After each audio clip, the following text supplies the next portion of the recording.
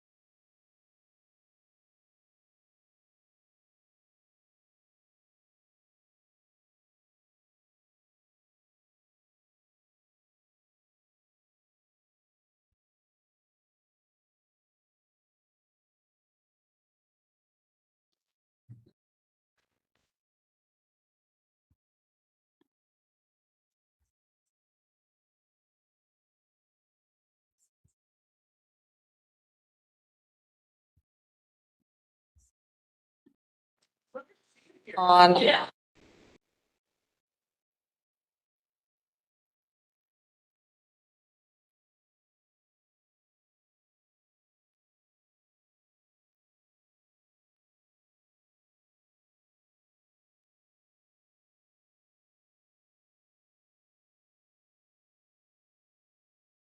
Video. So right now your video. see, Yeah. Perfect.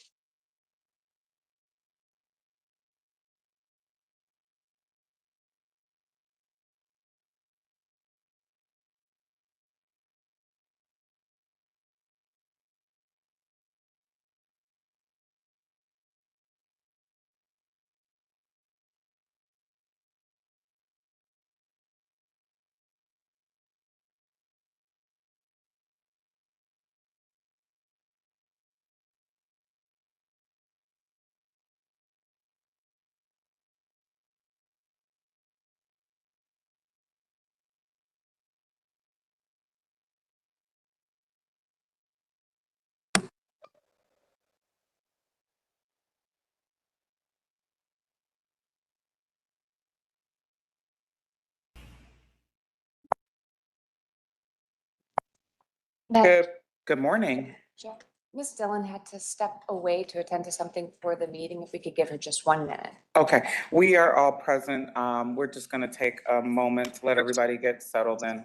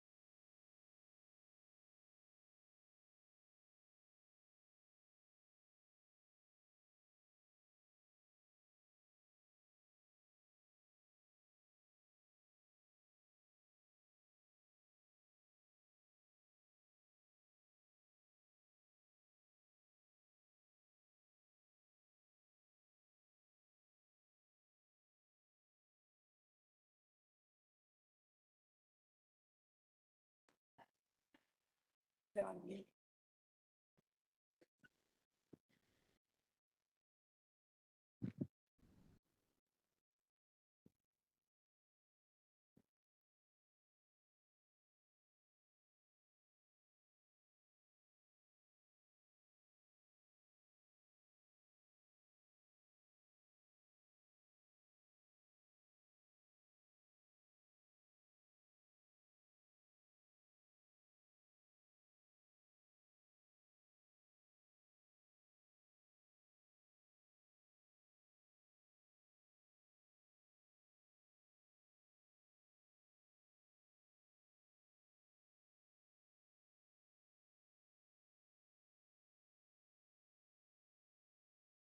morning. We would like to welcome everyone to convene our member of our August Valley Metro meeting.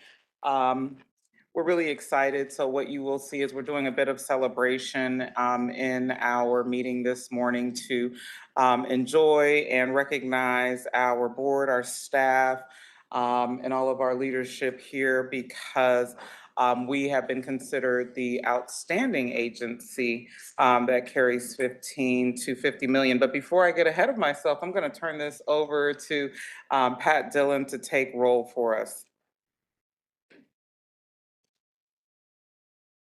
Good morning, everyone. We are very excited about our APTO award. As you can see, I decorated the room for all of us this morning. So, Thank you. City of Avondale, Councilmember Max White. Present. City of Buckeye, Councilmember Jermaine Berry. City of Chandler, Councilmember Odie Harris. Here. City of El Mirage, Councilmember Monica Dorsey. Present. Town of Fountain Hills, Councilmember Peggy McMahon. Town of Gilbert, Councilmember Kenny Buckland. Here. City of Glendale, Councilmember Lauren Tolmachuk. Here. City of Goodyear, Councilmember Wally Campbell. Here. Maricopa County Supervisor Steve Gallardo. Here. City of Mesa, Councilmember Francisco Heredia. Here. City of Peoria, Councilmember John Edwards. Here. City of Phoenix, Councilmember Ann O'Brien. Here. Town of Queen Creek, Councilmember Jeff Brown. City of Scottsdale, Vice Mayor Mary Ann McGowan. City of Surprise, Vice Mayor Earl Greenberg. Here. City of Tempe, Councilmember Brooke St. George. Present. City of Tolleson, Vice Mayor Jimmy Davis. Present. Town of Wickenburg, Mayor B.G. Bratcher. Present. And Town of Youngtown, Mayor Michael LaVault. Yes, Pat, I'm here. Chair, we do have a quorum and we can proceed. Thank you. If a committee member would like to ask a question or make a comment during the meeting and you're online, please type your comment in the box and it will be read aloud and answered. And also, if you make us aware by raising your hand, you can open your mic and you will have the opportunity to speak. Otherwise, all meeting attendees online, please mute your computer, microphone, or your telephone. Moving to item number 1, public comment. The public will be provided with an opportunity at this time to address the committees on non-agenda items and all action items for the joint RPTA and VMA meeting. Up to 3 minutes will be provided per speaker unless the chair allows for more at their discretion. A total of 15 minutes will be taken for all speakers. Pat, do we have any public comment? Yes, ma'am. We have 4 individuals who are providing public comment today. Jared Klug.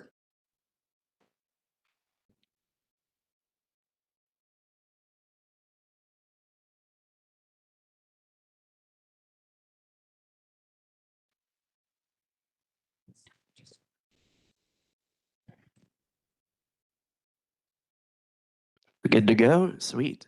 So for me, I guess one of the things I noticed when I was out, I saw some of the new wraps for the light rail trains, and I think it was a result of one of the public art competitions. But my gripe is there wasn't a rule against using AI generated images at your submissions. To be honest, that should have been disqualified. If you take a look at the train itself and see what that graphic looks like, it's not even Phoenix. It's just like generic blue buildings, and it doesn't even look like Phoenix at all if you take any kind of a deeper look at that wrap. So I think that we should ban AI generated images and video in regards to any kind of design process anywhere in the agency. But I would also like to reiterate the fact that we do desperately need more accessibility when it comes to getting to the stations. Sidewalks overall in the city are just way too short. And when I'm on a bicycle, there's no bike lanes. I have to ride on the sidewalk, which is also illegal for some reason. I would love to get some coordination with the Tempe Transit Agency, which also has a really ambitious 2050 plan to build as many BRT and bicycle highway infrastructures on as many arterials as possible, which I think we should strive to emulate and get more bike highways on our massively wide streets, paired with more shady trees, shade canopies, misters at the stations, of course, and increasing services with better frequency, but also later at night, because me as a person who gets off late at night, there's no buses available. And I can't really go anywhere when there's no buses late at night, because I work in Chandler and I live in Tempe. That can be a problem when I get off late at night, or for anybody who works late at night or early in the morning at like 1 o'clock or something. Protected bike infrastructure like bike parking would be very welcome at stations, as well as even figuring out ways to have protective structures at stations to shield you from dust storms. Because if you're caught outside, you have a dust storm that comes, it can really give you some really nasty stuff if you're caught outside waiting for a train for 20 minutes. So I think that some sort of shelters at stations that could open and close when they're needed would also be very, very good for somebody like me who has asthma, as well as finding more designs or different things that we could do for platform safety, as well as soundproofing, or even like if we can build some sort of a structure on the platform itself that could include platform screen doors or even just air conditioning inside. That would be really cool. Yeah. Thank you for listening. Aaron Caff. Spell his last name. A-H-A-V. Hello. First, I want to congratulate everyone on the APTA award. That is actually really amazing.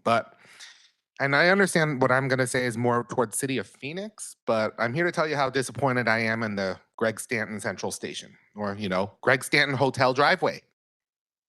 Because when they built this project, us transit users were promised like a state-of-the-art transit station that's an upgrade over the old Central Station. The developer rendering showed a pie-in-the-sky rendering of how amazing this new development would have integrated transit, hustle and bustle of city life, and I had high hopes for this development. But instead what we got, a hotel driveway with bus stops. There's no shade structure, just like the renderings would have showed. The hostile security guards who are hostile to anyone waiting for the bus at a transit center, kicking people off the seats for waiting for the train at a transit center. Instead, transit users are welcome to the hustle and bustle of a hotel driveway, with cars parked illegally in red zones, driving at reckless speeds, and hostile security. No shade whatsoever other than the slither provided by the building, if you're there at the right time. No seating, no real-time arrival information, no copper card sales, nothing transit-related other than a bus stop in a driveway. And the buses don't even fit in the driveway, because if you wait for the Route 10, the way they designed that entrance, the buses have to come in at an angle at a transit center. So let's rename this place the Greg Stanton Hotel Driveway. Remove the bus stops, put them back to where they were at this point. And honestly, I would appreciate someone from Valley Metro or City of Phoenix more knowledgeable about this disappointment. Thank you. Madam CEO, do we have anybody available who can speak with him today? Thank you, Madam Chair. Yeah, Mr. Don Schneidmiller, a Deputy Chief for Security, is speaking with Mr. Cov now. And this is an item that has been brought to our attention by other customers. And we have worked with the Maine, which is the name of the development. We have worked with their security team. It seems like more engagement is necessary. So Mr. Schneidmiller is taking care of that now. Thank you. Okay, or Noah James Markham.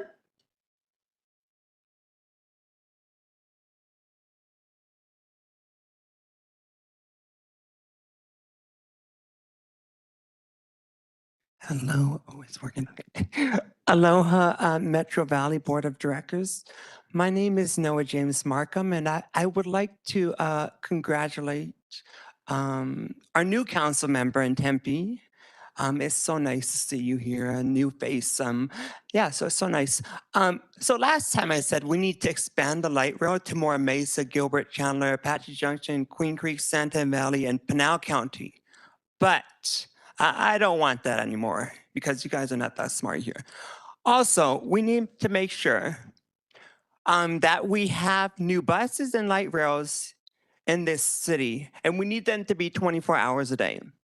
Also, let's extend more of the streetcar in these cities too. And also extend it to the state capital. And then we need to assign a contract with Waymo so we can have it with Ride Choice app too. We need to start getting ahead with technology. China is beating us. The heat needs to be addressed at the light rails and the bus stops, and shade is not working. We need to think about something else. It's not shade. Also, one more thing I ask. When I wait for the light rail, I do not want to hear, I'm going to keep on saying this. I don't want to hear Spanish speaking all the time. I want to hear Japanese and Chinese in the buses too, but more Chinese and Japanese translation around the bus stops and light rails. And also, we need welcoming people on the transit, not miserable people. I appreciate all public comment. I do want to be cautious as we address our CEO, the chair, vice chair, and the board. We definitely don't want to take any personal jabs. I do not want to talk about the level of smartness. Nobody would have been able to get to the roles or to a seat at any of these chairs in this room had they not had the intellect and aptitude to be here. So let's just be mindful and use humanity and civility when we have communication. I do regret if anybody feels less smart after that comment. You are all very smart contributors in this room, and I do invite the public to remain professional. Thank you. Okay. John Testerman. Good morning. Thank you for the opportunity to speak. I just recently moved to the area a few months ago, and I love the transit that I've used so far and the leaps and bounds that I've made in improving and expanding the service. And I think the award today is a testament to that. However, I believe that if significant changes aren't made, then the county and specifically the West Valley are going to grow faster than our infrastructure can support. When making the Momentum 2050 plan, Maricopa County Association of Governments asked folks what they wanted most, and a top answer that people wanted was expanded public transit and especially light rail. However, transit only receives a third of the Prop 479 money, and while freeway expansions receive half of it. That third is then cut down by the current system maintenance and BRT improvements, which are all still desperately needed. But by the time that's all done, the Momentum 2050 plan estimates only $3.3 billion of that sales tax revenue goes to high capacity transit improvements, while freeway improvements get $17.8 billion. The West Valley is expanding massively, and the investments in the new freeway system are not enough, not fast enough, and will never be enough for the increase of over 1 million people between Buckeye, Goodyear, Surprise, and all the other rapidly expanding communities in the West Valley over the next 25 years. Freeway investments alone can't prevent the West Valley from becoming a low-density, traffic-choked suburban sprawl. If you'd like an example of what that looks like, look at the Southern California Inland Empire.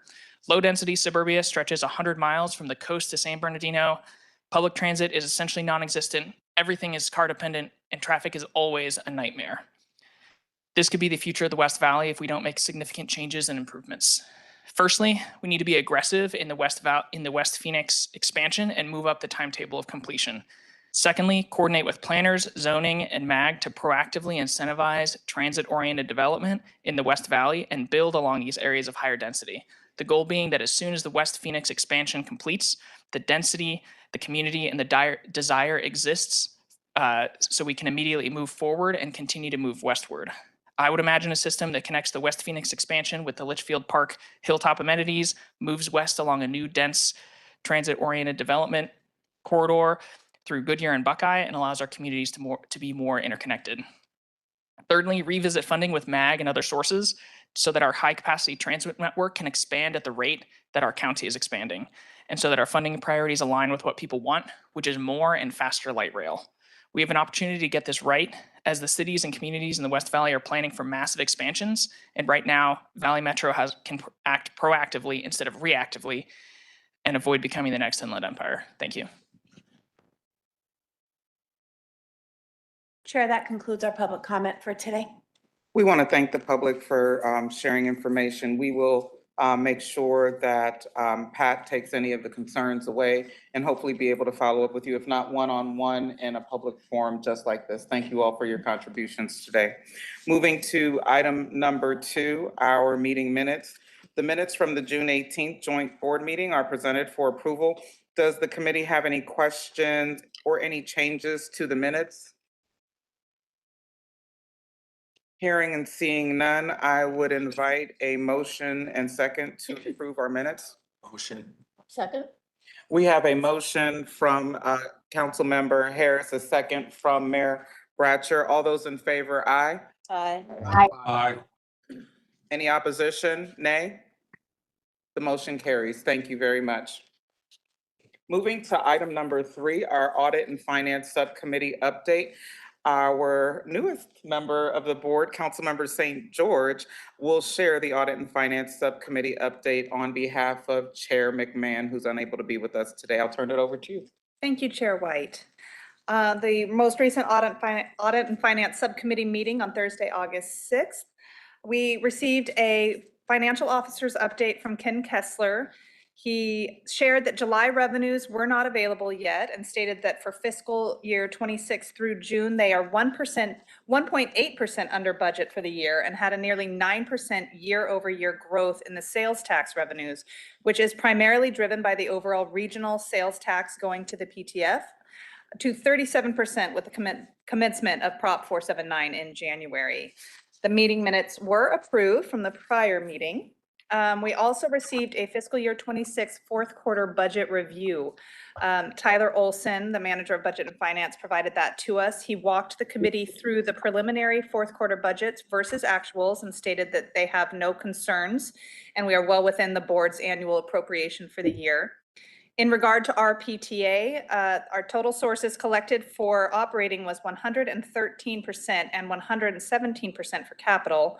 All programs and operations expenses are well within the plan, and there is 84% spent capital program for our PTA. He stated that the overall operating capital budgets are well within plan, and that is exciting news.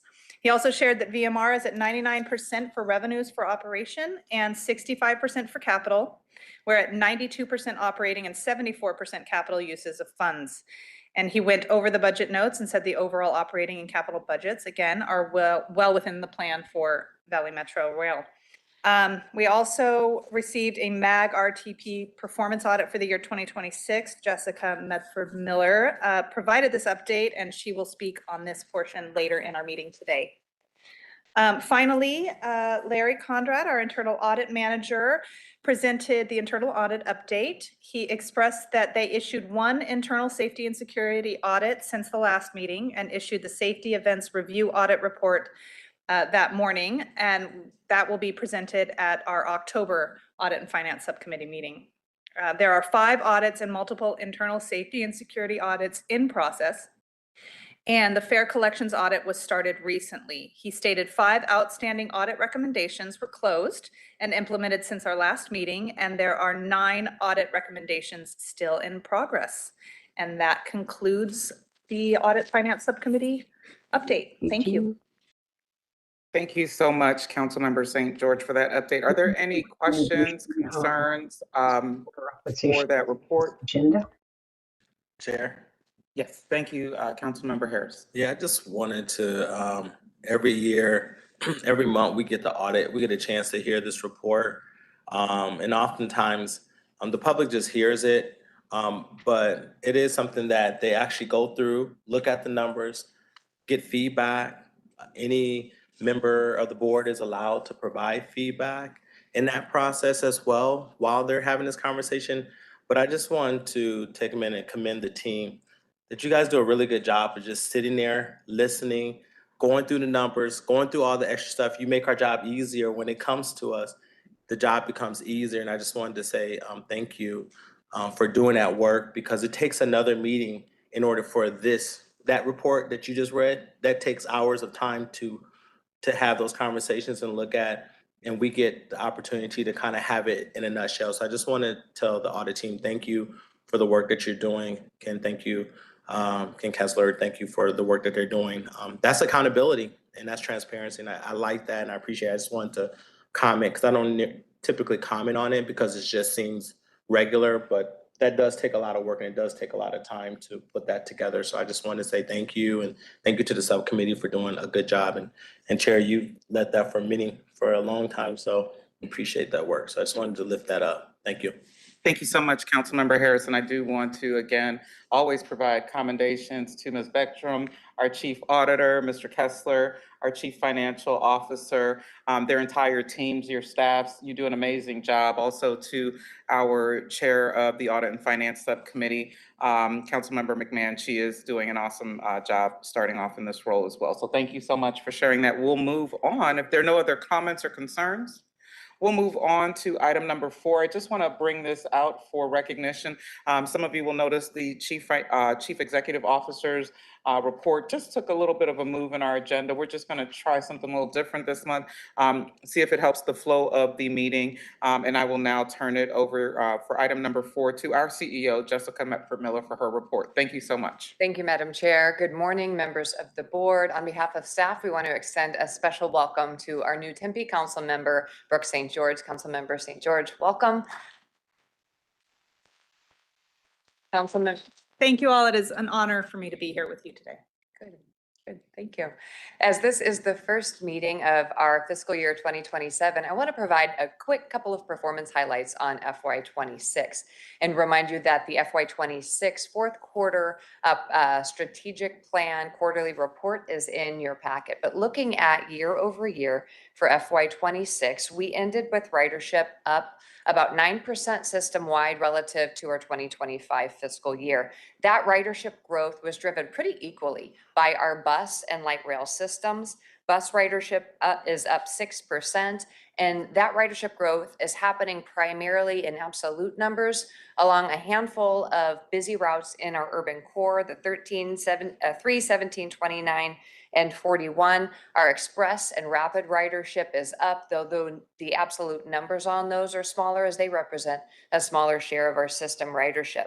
Light rail ridership is up 1.9 million or 20%, and that's largely driven by the South Central extension, which was in its first full year of operation in FY26. Streetcar is the one area where our ridership has dipped, due very much in part to the introduction of fare payment aboard streetcar in August of last year, but we're working with Tempe and partners along the streetcar alignment to generate ridership growth.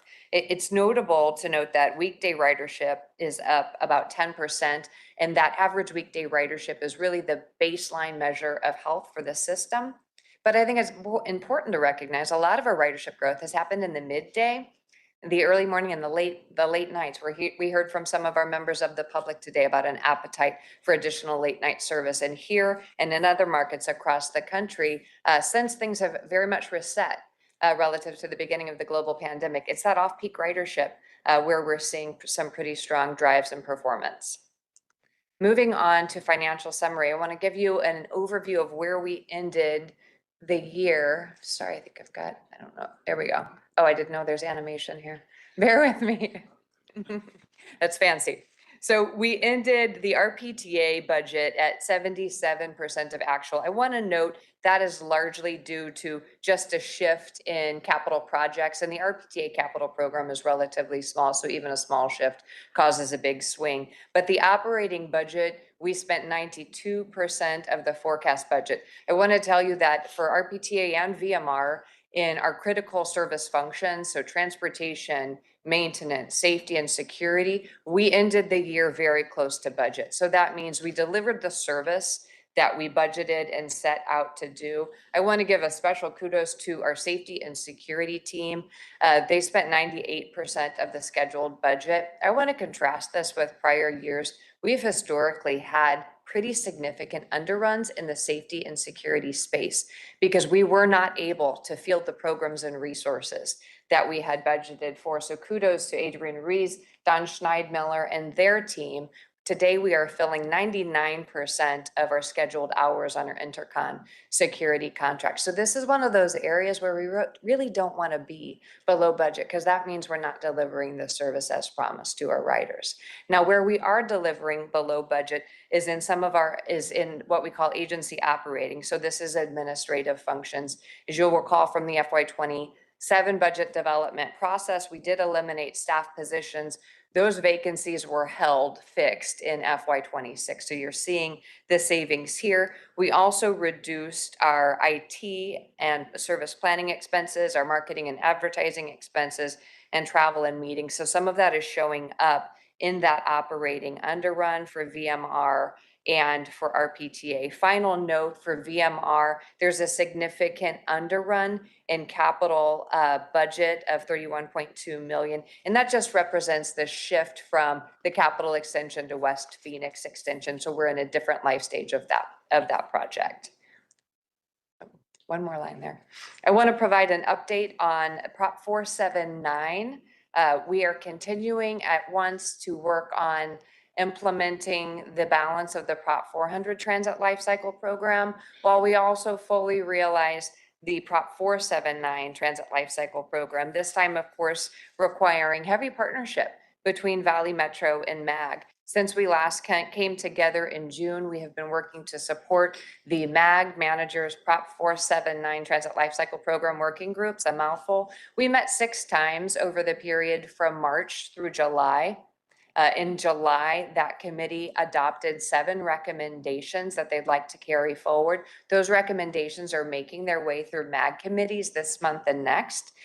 With the direction of the chair and in partnership with MAG, we've invited MAG staff to present to this board at our October meeting an update on the TLCP program. We anticipate by that point we will have adopted or be in the process of adopting the next year's transit lifecycle program. Back in the spring, we adopted an interim transit lifecycle program. This will be the permanent one. And they will review those 7 recommendations, which as a highlight, just focus on establishing structural safeguards, ensuring alignment between the budget processes for Valley Metro and for MAG, developing a consistent approach for allocating regional services support funding. Those are the many services that Valley Metro provides in support, not just of our service, but all transit service that's operated across the region. A realignment of express bus routing and operational strategy. Much of that's taking place right now through bus network redesign. Committing to cost containment for ADA services. This is one of those big items that wasn't fully contemplated in the original projections of 2019, was the tremendous growth we've seen across the region in demand for accessible transportation services. That, alongside the cost increases that we've experienced as an agency in as many cities, is something new. And then finally, a commitment to together working to incorporate creative funding strategies, including the pursuit of competitive federal funding, especially for our capital programs. So stay tuned for more on Prop 479 TLCP in the month of October. Inside Valley Metro, I want to highlight one of our teams and an important regional service that we provide to our riders, and that is our customer service function. Our customer service and our IT teams have been working hand in glove to roll out a number of different tools to make it easier for our customers to obtain information, so that they have certainty around trip planning, but also to make it more cost effective for us to provide that information to our customers. Some time ago, we introduced interactive voice response. We, of course, have the Valley Metro app, which is now integrated with Fair Payment. You'll hear an item later today regarding Fair Payment customer support. Recently, we also introduced a chat feature available on our website or our app. I encourage you to visit our website. Query, check it out. I do this myself all of the time. You can ask a question and receive a response back. The chatbot will also refer you back to our customer service team if it's an inquiry they're unable to support. And perhaps most importantly, the thing I love most about this feature is that the chatbot will respond to you in the language you use to query that chatbot. So kudos to Elizabeth McLean, who's here with Elizabeth, is our manager of customer service. Maida Smrosek is our interim IT director. Couple other things that we are using where we are leveraging AI to get smarter, better information and to reduce our level of effort includes an AI tool called AlphaView. We actually use that to input all of those customer service contacts. We also input information that's happening on the internet outside of Valley Metro. So think Facebook, Instagram, Reddit. If somebody, the news media, if somebody is talking about transit in our region, that's being uptaken. We're able to query that. We get push reports out that tell us what is happening, what the current conversation is in terms of transit. I get a weekly Friday roll-ups, one of the favorite things I read over the course of the week because it helps keep us abreast of what's happening in regional dialogue around transit. We are also doing a rider journey mapping. This is part of our bus network redesign. This is led by service planning. Service planning conducted, this is a qualitative exercise where they conducted detailed interviews and riders engaged to provide a comprehensive review of every step of their journey from the time they step outside the door until their journey ends. And that's rich information. So we're using AlphaView. We developed a report that summarizes that, and we use that to triangulate against our quantitative larger data sources, like our onboard survey. Again, creating a rich picture of the customer experience with the goal of identifying those pain points so that we can fix them. Another tool coming soon is an interactive voice response agent that would be available 24/7. Moving over to Valley Metro Rail. For our Valley Metro Rail board members in Rail Cities, you know we have been focused for some time on rail collision reduction. This is one of my top priorities for investments in our existing rail system. We have a multidisciplinary team that's working hand in glove with Phoenix Mesa and Tempe. We've already implemented a number of efforts, including increased signage and awareness both on the rail system and then signage and things like billboards and marketing campaigns in the community around rail, reminding other roadway users of the presence of rail. We also have a cross-divisional team that's actually working on technical tools. So we're working with the cities on some signal optimization. This will improve our running time and help reduce collisions.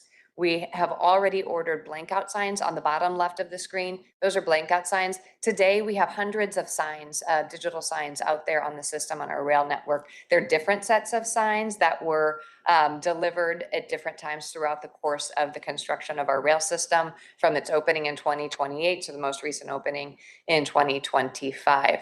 We will initially replace 12 of those blank out signs. We have hundreds of blank out signs, but we're focused first on intersections where there's either a right turn and especially a left turn for motorists in the path of rail, because that's where we're having the most collision. Our safety and operations teams have also focused on operator training because there is a human factor. Of course, we've seen a significant reduction in what we call preventable accidents as a result. That training program increased from 8 weeks to 12 weeks. And that additional portion was focused heavily on what we call in the saddle training and collision prevention.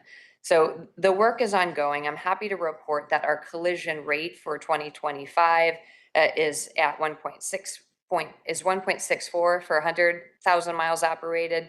Or I'm sorry, for 2026, FY25, it was 1.88. So significant reduction. 80% of those collisions, by the way, are illegal left turns by motorists. You might have seen this on social media.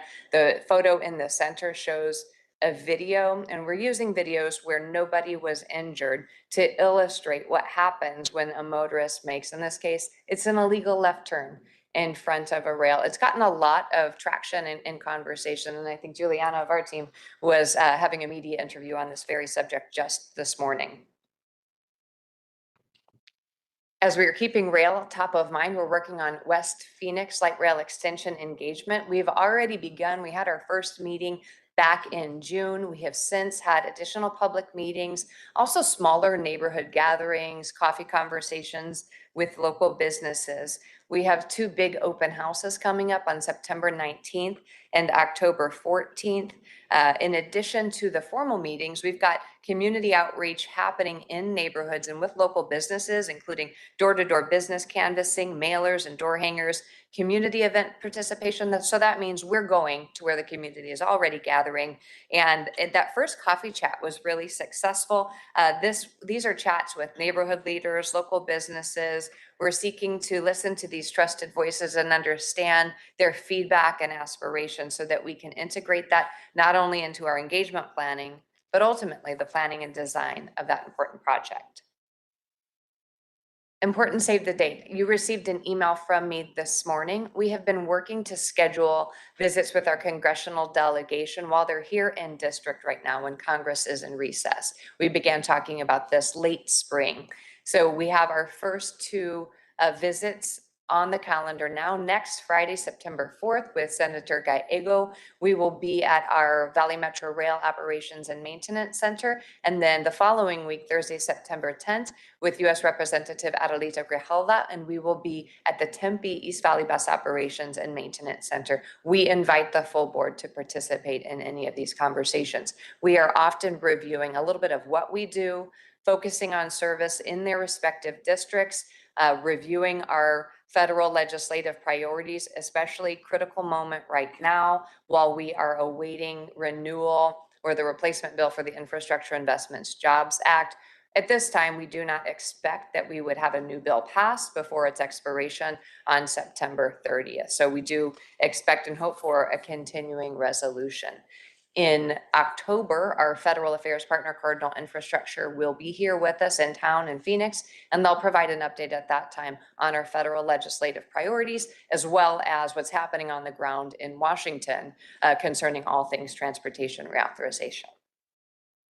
We are looking forward to our board retreat, just a preview of the agenda, and we did have a conversation, a meeting with City Intergov and our TAG staff on Tuesday of this week. First item is going to be a bus network redesign update. Michael Eshelman will walk us through the roughly 70 draft recommendations that are emergent from the bus network redesign.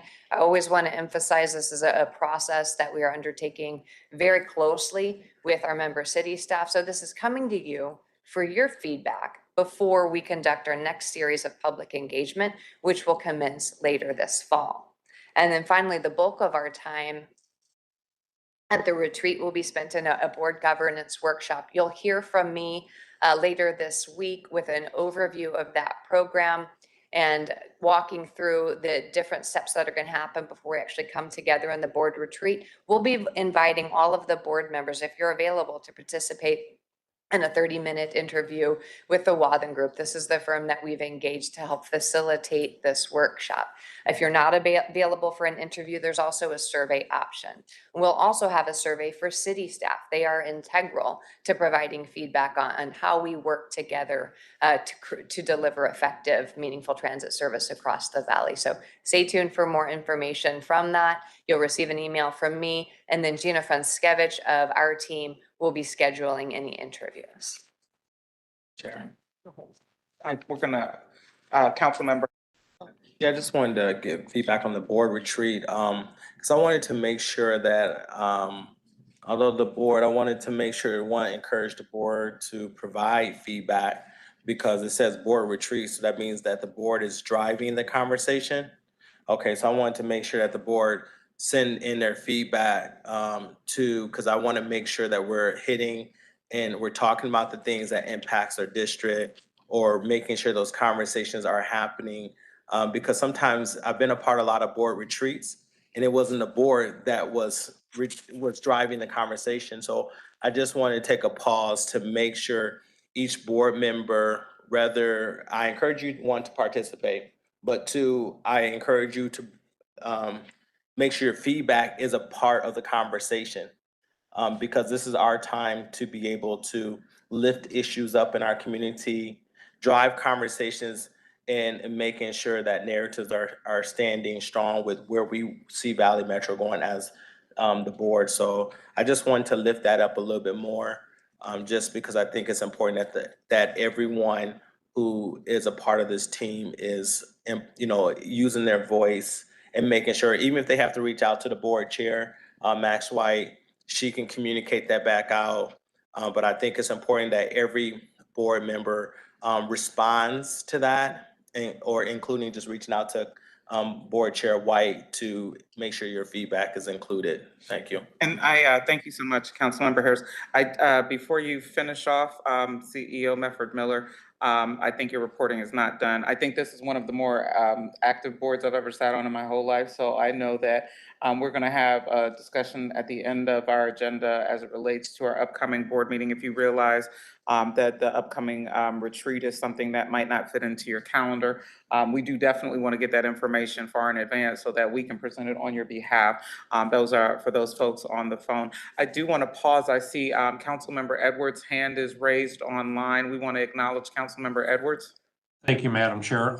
Jessica, I did have a question for you. So when the MAG presentation comes to the board in October, are we going to have an opportunity to have a copy of that ahead of time so that we know what they're going to be presenting, so that we can be prepared to ask questions and be more interactive during that meeting? Thank you, Councilmember Edwards, Madam Chair, members of the board. Yes, we will make that request of MAG. I had a conversation just yesterday afternoon with their Executive Director, Audra Kester Thomas, and made this request for this item. They indicated they would like to provide the presentation and any supporting white papers. So we will ensure that we have that in time to include that in the regular board packet. Thank you so Both much. a presentation and a white paper. It's Thank a you. pleasure. Thank you. Thank you. Thank you, Councilmember Edwards. We also have Councilmember Tommelchoff's hand is raised. Yes, ma'am. Thank you, Madam Chair. I just wanted to clarify when you showed the slide about the MAG presentation in October, and I Go back to was that slide looking, for her. it said Valley Metro and MAG, and I mean I know the board clearly, I think it was slide 8. Yeah, there it is. The board clearly wanted to hear from MAG, the MAG managers work group. Reported back to MAG, and I imagine there's going to be some recommendations or what the recommendations were. They handle the TLCP now, so I just wanted to clarify that that's who's going to be presenting is MAG. Yeah, thank you, Councilmember Tommelchoff, Madam Chair, members of the board. The recommendations of the MAG Managers Working Group will indeed be presented by MAG. Valley Metro staff will be available as always to answer any questions, but those recommendations are specific to MAG. Okay, so just to clarify, it will be a MAG presentation. Yes, Councilmember. Okay, and then I had another question. When is the retreat? Because the 17th, I'm going to be on medical leave for 2 weeks starting September 10th, and so I was going to participate via WebEx, but then the dates were changed, and then I haven't heard anything further. So I honestly, it's kind of odd. As a board member, I have no idea when the retreat even is. Thank you so much, Councilmember Tommelchoff. We are holding the date at this moment. We will open up that discussion when it comes to our agenda item on the next meeting date. But that was just sent out as a feeler because a few of us, and thank you for full disclosure of your current situation and your schedule. We wanted to be most mindful, so we'll allow for more discussion as we get to that agenda item and discuss our next meeting date. But as it stands right now, we'll be holding our meeting on September 17th, unless we decide something different at the conclusion of this meeting. Thank you. Madam Chair, may I suggest too that we use a scheduling grid for this type of thing when you've got 19 board members and and then the Valley Metro staff, you're trying to schedule something. I'm sure probably most of us are familiar where they send out multiple options and you can check on the grid what your availability is, and it makes it so much easier rather than these back and forth emails where things really get convoluted. And by the time the emails come back and forth, maybe somebody has filled that block in their calendar. So I think it would be way more productive if we could move over to when we're scheduling something out of sequence of our normal meeting, that we use scheduling grids. They're probably, I think they're free, where you send it out and everybody checks all their availability, and then somebody can, you know, look at it and figure out when times are going to work for the majority of the board. Thank you. Your feedback is amazing. Thank you so much. Councilmember Edwards, we see your hand is still raised, sir. Do you have additional contributions? No, I apologize. I forgot to take it down. Oh, There you no go. worry, no worry. We're good. Thank you so much. CEO Medford Miller, I want you to conclude your reporting. Thank you for taking questions.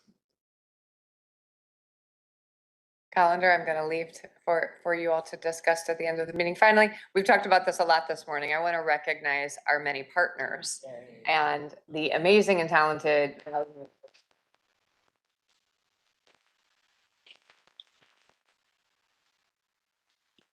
just a little bit of backdrop on this recognition. I'm grateful to the leadership of our chair, Councilmember White, for encouraging us to apply.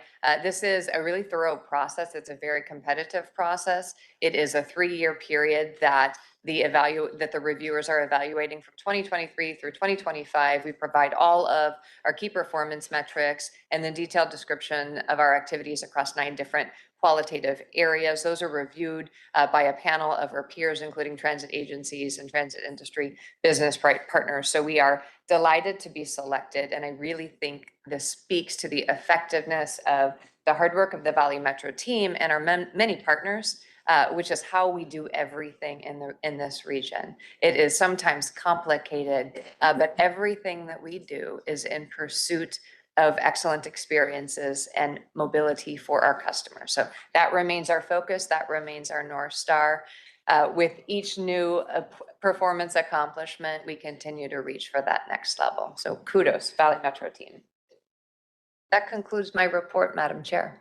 Thank you so much. And we're going to continue the celebration throughout the entire year, but we can't commend the entire team, all of the member cities that sit on this board, each and every vendor that works to support Valley Metro and Valley Metro Rail. We are really grateful for you all helping us become an outstanding transit system in North America. And I would be remiss, because I know at some point earlier in our discussion, there was some reference to transit as it relates to the region. And when you think about transit in the west of the country, I also want to share the other outstanding transit agencies. I'd be remiss if we didn't. Outstanding system for 3 million or fewer is the Indian River system. Outstanding system for 3 million but fewer than 15 million, it's Caltrans. Outstanding system, 15 million to 50 million, that is us, Valley Metro. And finally, outstanding system, 50 million or more riders, is San Diego MTS. So heavy West presence here for us with APTA. We're very proud of that achievement. We'll move on to item number 5, fare policy changes. Dane Rouse will provide a presentation for this item, and we're gonna ask for that presentation to kind of run it, and we're gonna take questions at the end, so we'll give you a chance to speak. Thank you so much, Dane. All right, thank you, Madam Chair, members of the board. As mentioned, my name is Dane Rouse. I'm the Fare Program Manager, and I'm here today with fare policy proposed changes that are a result of a fare study that we concluded earlier this year. Just to give a little bit of a background of the fare study, it was initiated by this board in fall of 2023. In October of last year, we came to the board with initial findings and considerations, and then in January, we came back to this board with responses to questions and some additional information that was requested. And then in April, we came to the board once more to get final approval to move forward into the formal fare policy process, which includes public outreach. We, of course, want our customers to be aware of the proposed changes and provide feedback. We provided a multitude of options for them to provide feedback, including a public meeting, online and in-person opportunities.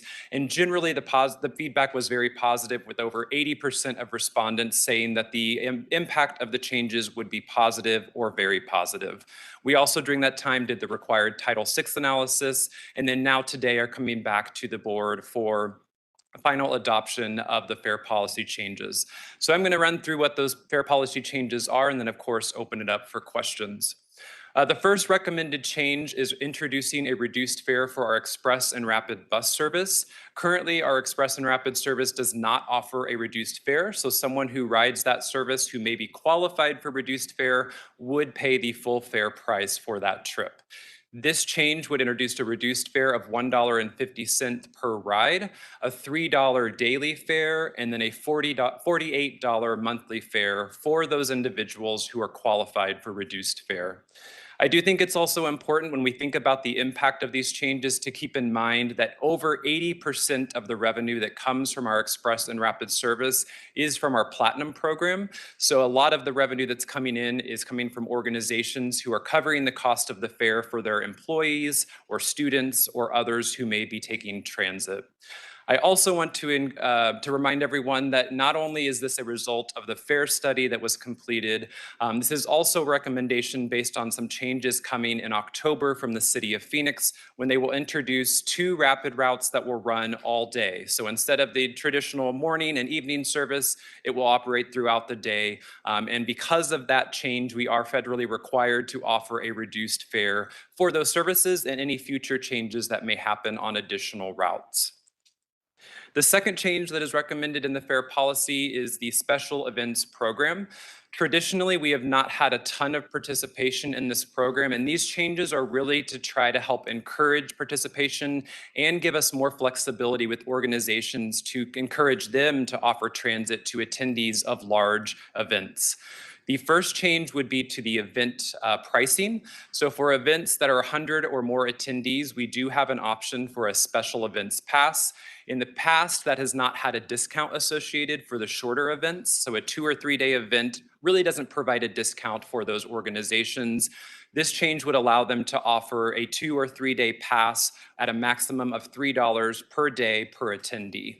So again, this is really to encourage the organizations to participate, but it's also making sure that we're recovering revenue that we know we may be missing out on when these events are happening in our communities.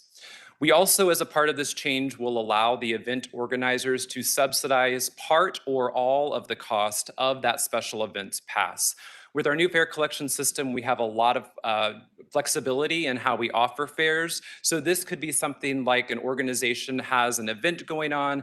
They have a link on their website where their attendee could pay part of the cost of the transit fares, and then the organization could pay the remainder to give that discount to the attendee. Again, just providing some flexibility to those event organizers. The third part of the special events program modifications would be allowing Valley Metro as an agency to create special events pass products to offer directly to customers for larger regional events of 1,000 or more attendees. Again, with our fare collection system, we have a lot of flexibility in a digital pass world where we can create special passes and offer those to our customers much more efficiently than we could before. And this change would allow us to create special events pass products that we don't typically offer for those larger events that are regionally focused of 1,000 or more attendees. These, of course, would be created as the fare policy states within our fare box recovery goals. So there are some guidelines on how these special products would be introduced and priced so that we are still maintaining that fare box recovery goal. The last item in the special events program modifications would be to allow up to 4 free transit days per fiscal year as a way to promote ridership and support large regionally significant events, celebrations, or initiatives. This would be something that would go through the Fare Policy Steering Committee. The Fare Policy Working Group would hear those recommendations, and then a memo would be sent to the City of Phoenix Public Transit Director and the Valley Metro CEO for final approval of the 4 days on a fiscal year basis. I do also want to mention that it's up to 4 days per year, so it's not a guaranteed 4 days. We are not planning to preset what the 4 days are. It would be on a fiscal year basis based on the needs of the region and any upcoming celebrations or needs that we may have. And I will pause there with the recommendation on the screen and open it up to feedback. Thank you so much, Dane, for the presentation. Mr. Rouse, this was awesome information. Before we have a couple of questions online and in the room. If you can go back to the last slide, I think that's where I might have even seen some of the hands go up. I just want to, on bullet point number 2, it says allow for up to 4 free transit days. We actually have a currently sponsored day that is paid for. I believe it's New Year's Eve that's already paid for by CORS. That's happened over the last 14 years. We want to make sure New Year's Eve people drive and they're not driving, excuse me. They're on Valley Metro, not driving. We don't want you driving on New Year's Eve because many of us engage in libations, and that might be, you know, for some people like me, once time a year, you know. But we have sponsored days. So I'm going to put out there as chair of the board, especially leaving the banking industry, having served over 20 years, nothing is free. That verbiage might tie to something being free. And so I will just challenge that piece of this and look to have up to 4 sponsored days, because we already have what might be received as free transit, but it's actually a sponsored transit day, and that is New Year's Eve. And we want to thank CORS for that partnership in doing that. So I just don't want to make it a misnomer, because it's the day we as the riders get to jump on, and we don't pay. It's no cost to us. It is being paid for through that sponsorship with CORS. Now I'd like to open it up. I believe Councilmember Tommelchoff was the first hand that I had. We'll go to Councilmember Harris after her commentary, then Councilmember, somebody else? We also have Councilmember O'Brien and Councilmember Edwards. Thank you very much. We'll start with you, Councilmember Tommelchoff. Thank you, Madam Chair. I did have a couple of questions. I understand, and I especially understand that the federally mandated discounted fares, you know, have a deadline, and it's something that we need to accomplish. And I agree, you know, offering reduced fares for special events is a good idea. It promotes our, you know, ridership on our system, so that's a good thing. But my question is, we haven't adjusted our regular fares in 13 years. And so we're making adjustments on these other fares, the special event. Oh no, we lost you. Can we put a pin in her commentary and give her a chance to jump back on? Let's come here into the room. Let me toss it to Phoenix. This impacts the city of Phoenix first, and then we'll jump to you, Councilmember Harris. Councilmember O'Brien. I'm still here. I must have lost you. Oh, you're back. Okay, good. Okay, thank you. I don't know what happened. My screen went blank. It's okay. No worries. Technology. So my question is, though, I mean, I'm okay with doing this, but and I know it's a conversation none of us really want to have, but I feel it's a necessary conversation that we're going to have to tackle at some point, is looking at our fares. I mean, we listened to the comments from the people, the public comments today, and it's all of our desire to expand transit throughout the valley. And we're going to be able to deliver less and less transit because we're spending more money and we're charging the same amount of money. It's just a math problem. So at some point, and I guess my question is, we need to have the conversation about adjusting our regular fares. And then would we have to come back and adjust these reduced fares again if we do decide to adjust our fares? Because I was looking at our ridership hovers around 41 million or somewhere in that neighborhood.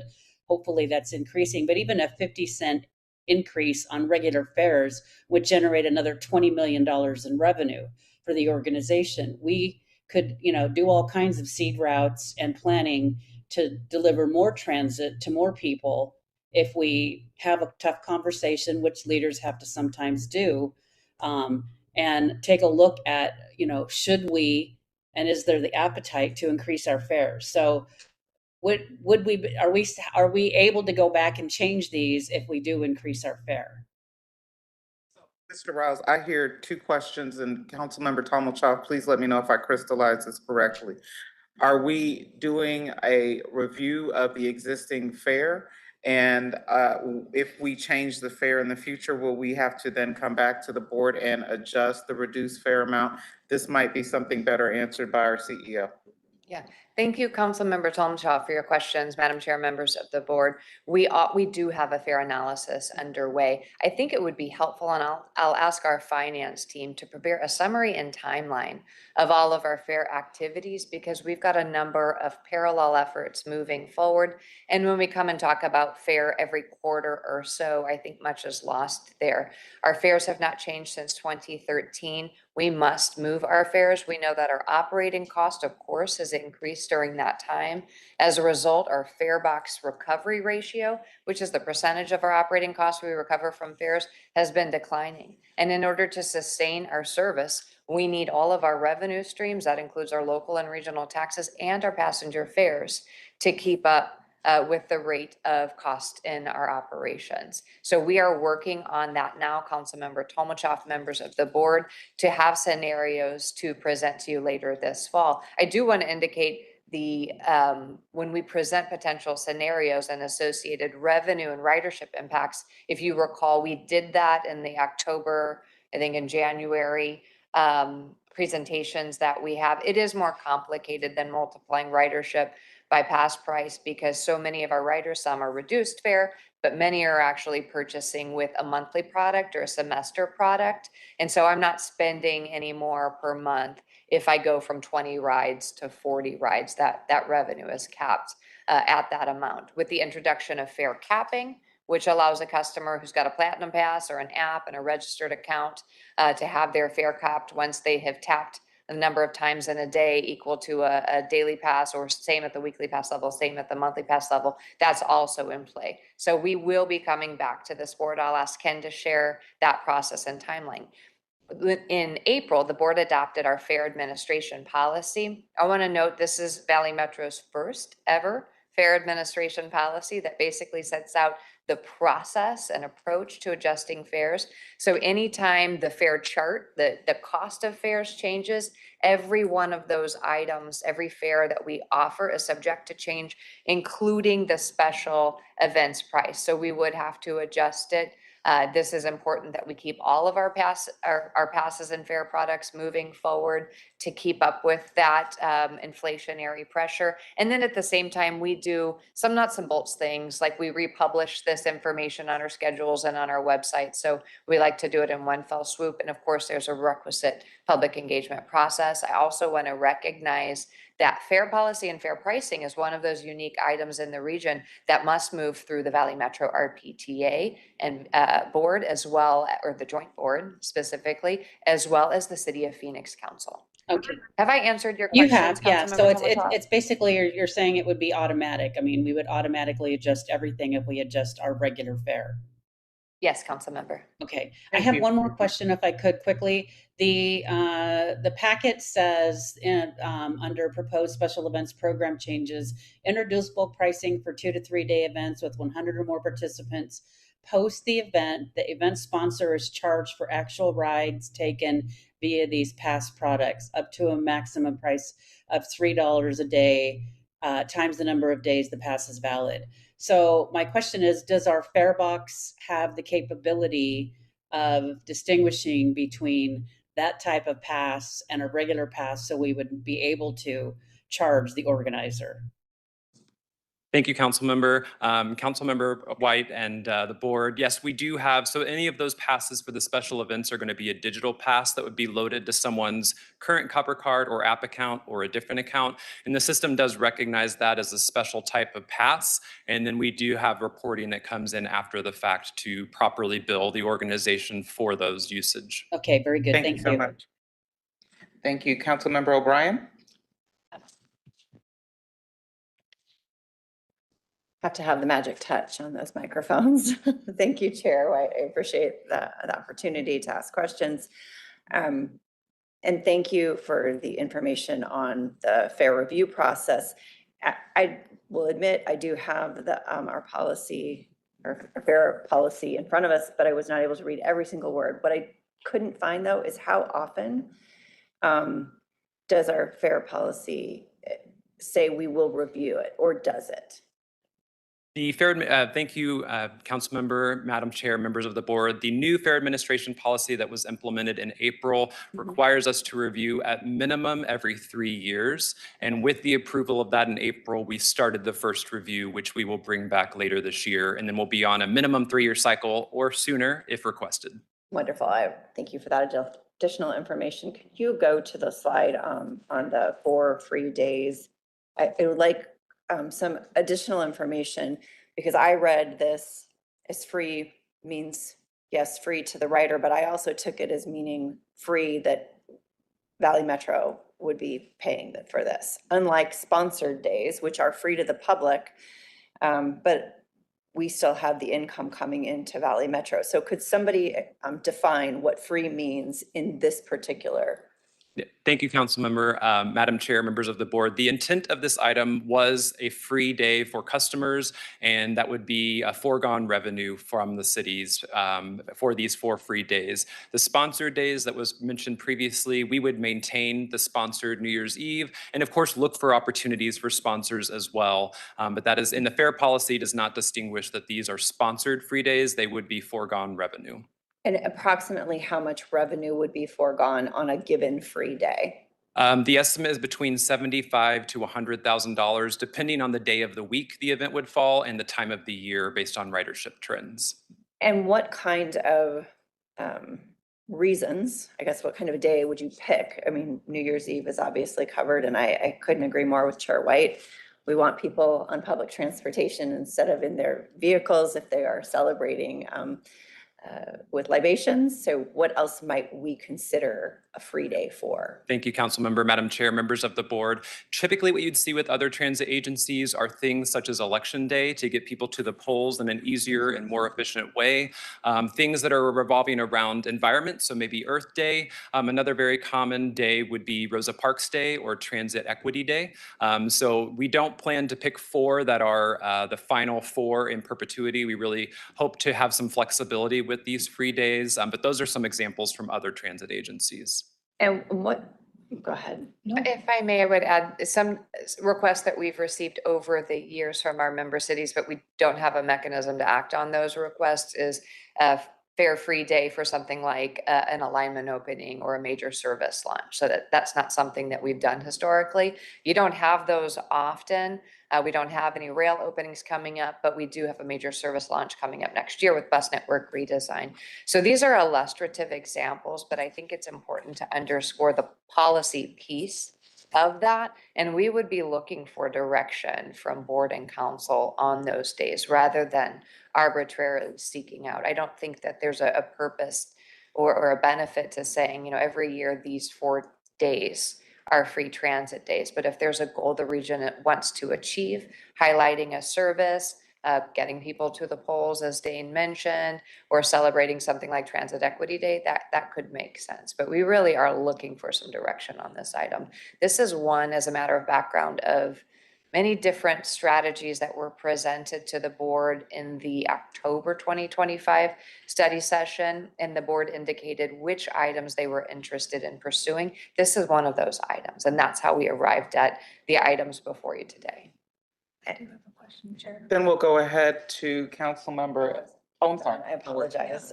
Thank you. Mine's related to her. Thank you. And I appreciate that. The motion, if I recall correctly, though, leaves the final decision with yourself and the public transit director from Phoenix, but does not explain or, I guess, codify a process by which you're receiving direction from the board or subcommittees. So if that is truly how we would do that, I would ask that that be codified so that we know the members have a say in that. I do understand having some flexibility. I also think there's some interest though in maybe having some knowledge, and if it's going to be, I'm going to go back to New Year's Eve Day. I realize it's already sponsored, but right, if we know every election day, that was the other one you brought up that we're going to have. I think there's something to be said about that as well. It was important to me to understand the costs, and I guess given what we've learned from MAG, I realize things look a little rosier than they did originally, but what are you giving up if you give up $400?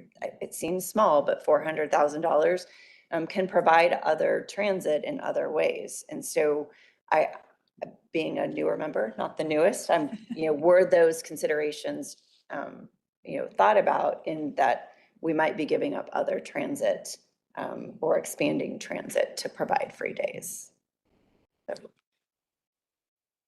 I don't want to speak for the board, but what I can do is just report back on the history of those conversations. So when we walked through these potential scenarios back in October, if I recall correctly, Dane, please correct me if I'm wrong. I believe ridership and revenue impact projections were offered at that time. And again, it is not staff, but the board that provided direction on which items to move forward.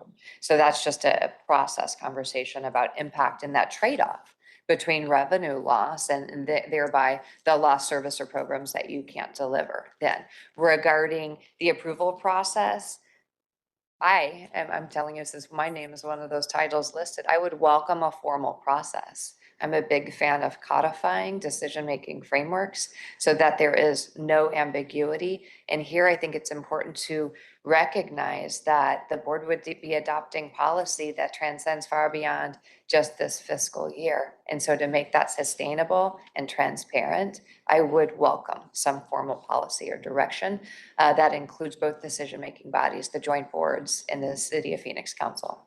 Excellent. Thank you for that. Thank you. Thank you so much, Councilmember O'Brien. Thank you, Madam CEO. I don't want to, we're hosting a hybrid meeting, and I know we have a few more folks on the dais here who would like to speak, but I do want to go ahead and allow Councilmember Edwards, and then we have a few more comments here in the room. Councilmember Buckland, I see your hand as well, sir.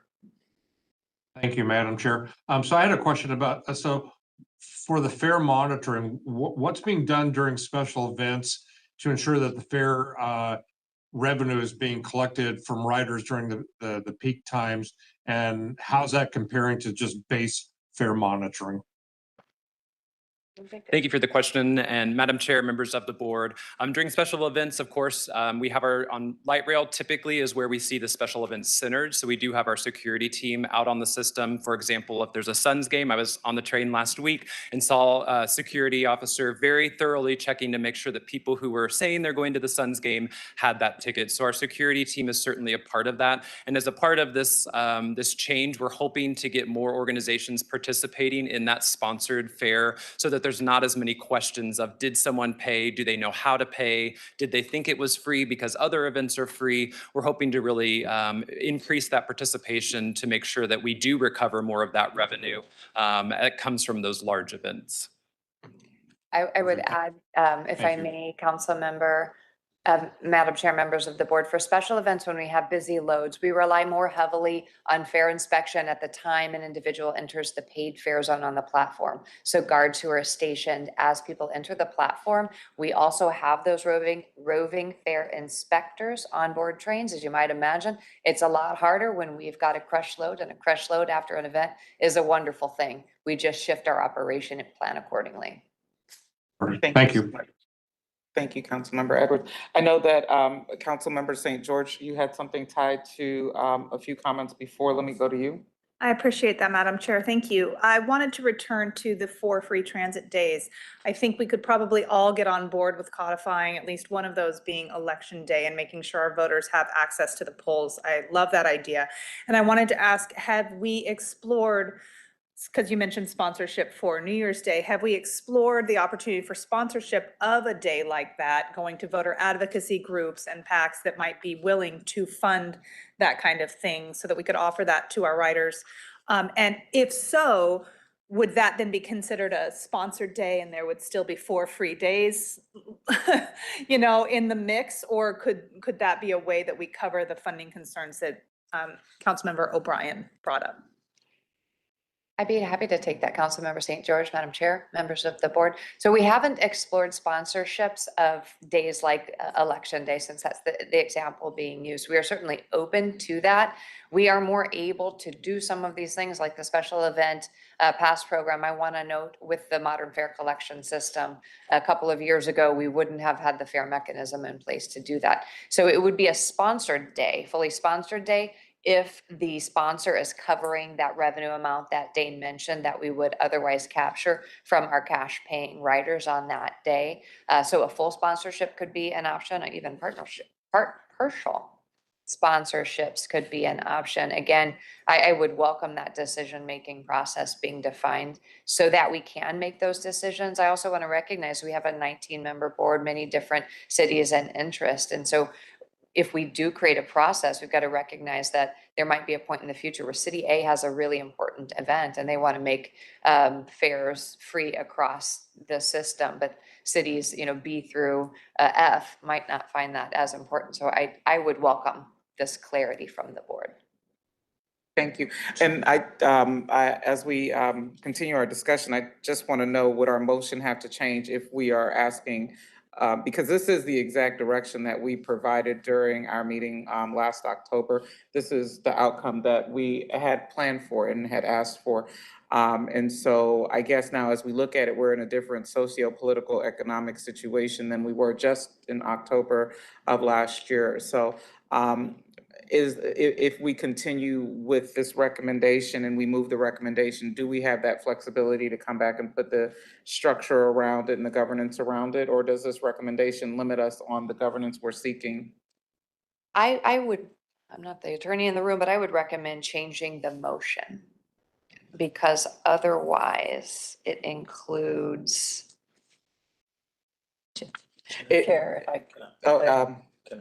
If we do have to modify the motion, I would ask during this next commentary if Mr. Worrell could take a look at that and give us guidance on what that should be. We have Councilmember Buckland, your hand went down. I have Councilmember Harris, and then I want to go back to Councilmember O'Brien. Thank you, Madam Chair. So I'm now looking at this from a completely different lens and hearing Jessica say we haven't adjusted rates in 13 years. One, I get PTSD from what happened in Gilbert with our water and the fallout from that. So kind of where my head is on this now is, are we putting the cart before the horse? We're saying it's about 300,000 to 400,000 in potential lost revenue. It may be a lot more than that, depending, because we don't know where those rates are going to end up. Do we need to pause, get the rate study done, get the rates set where they actually need to be based on current day costs, and then relook at this? I appreciate that question. I'm going to let that fall on all the board members because we do need to consider that $400,000 might be the estimated cost of losing 4 days of fare. But if election day, for example, that we're using around the day is, we're going to ask for volume control, Councilmember Harris. Right? Goodness gracious. And we're all going to get a mirror out, right? Excuse me, I'm sorry, Councilmember Buckland, for that interruption in my response. You're right, 400,000 is a lot to lose, but what if election day, we normally get an uptick in riders and we don't realize, and we actually collect 150,000 that day? That would be much more money to lose. And if we do that. Well, not just that, everything costs more now than it did 13 years ago. So You're right. That, take even those special days out where ridership's up, just general dollars, we may be way undercharging. We don't know until that's done. And so that $300,000 to $400,000 value on any given day, say an average, it might be $500,000 to $600,000. We just don't know. We don't know. That's why I asked the question. Are we? Very good question. We have to reconsider the motion, I believe, that was presented to us. But before that, I believe we have Councilmember Harris, and we're going to go back to Councilmember O'Brien. We also have Councilmember Vice Mayor Davis who would like to comment. Councilmember Harris? Yeah, I think what we're having here is one of those items that I would have loved to see as a board retreat item, because we're talking about various facets of ridership. We're talking about our business plan. I like what Councilmember O'Brien is saying, like, hey, what's the business model? What's the build up? What's the study? What's the feasibility study? What does that look like?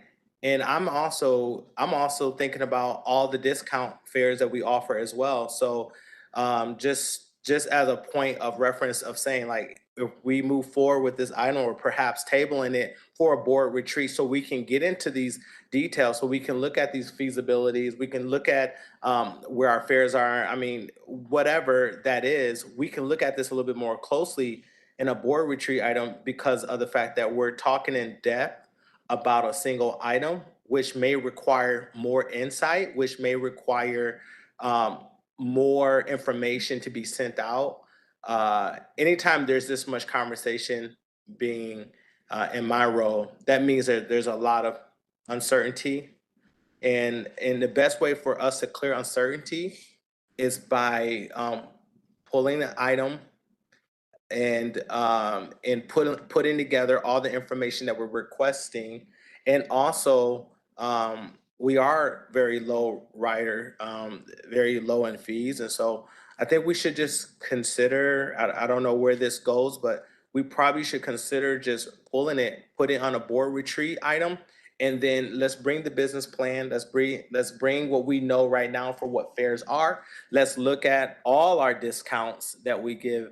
And we have to understand that Prop 479 really underfunded everything that we're doing here because of inflation and all the other different things. We even have to change the formula. So I just kind of feel that this may be an opportunity for us to say, hey, let's pull these 4 days back, but let's add more, let's build the business case for it, and let's make sure that we can pay for it, because I think that would be more fiscally sound than trying to air out a conversation like this that may require more details. And it sounds like I'm hearing more details. Sound like I want to make a motion to table the item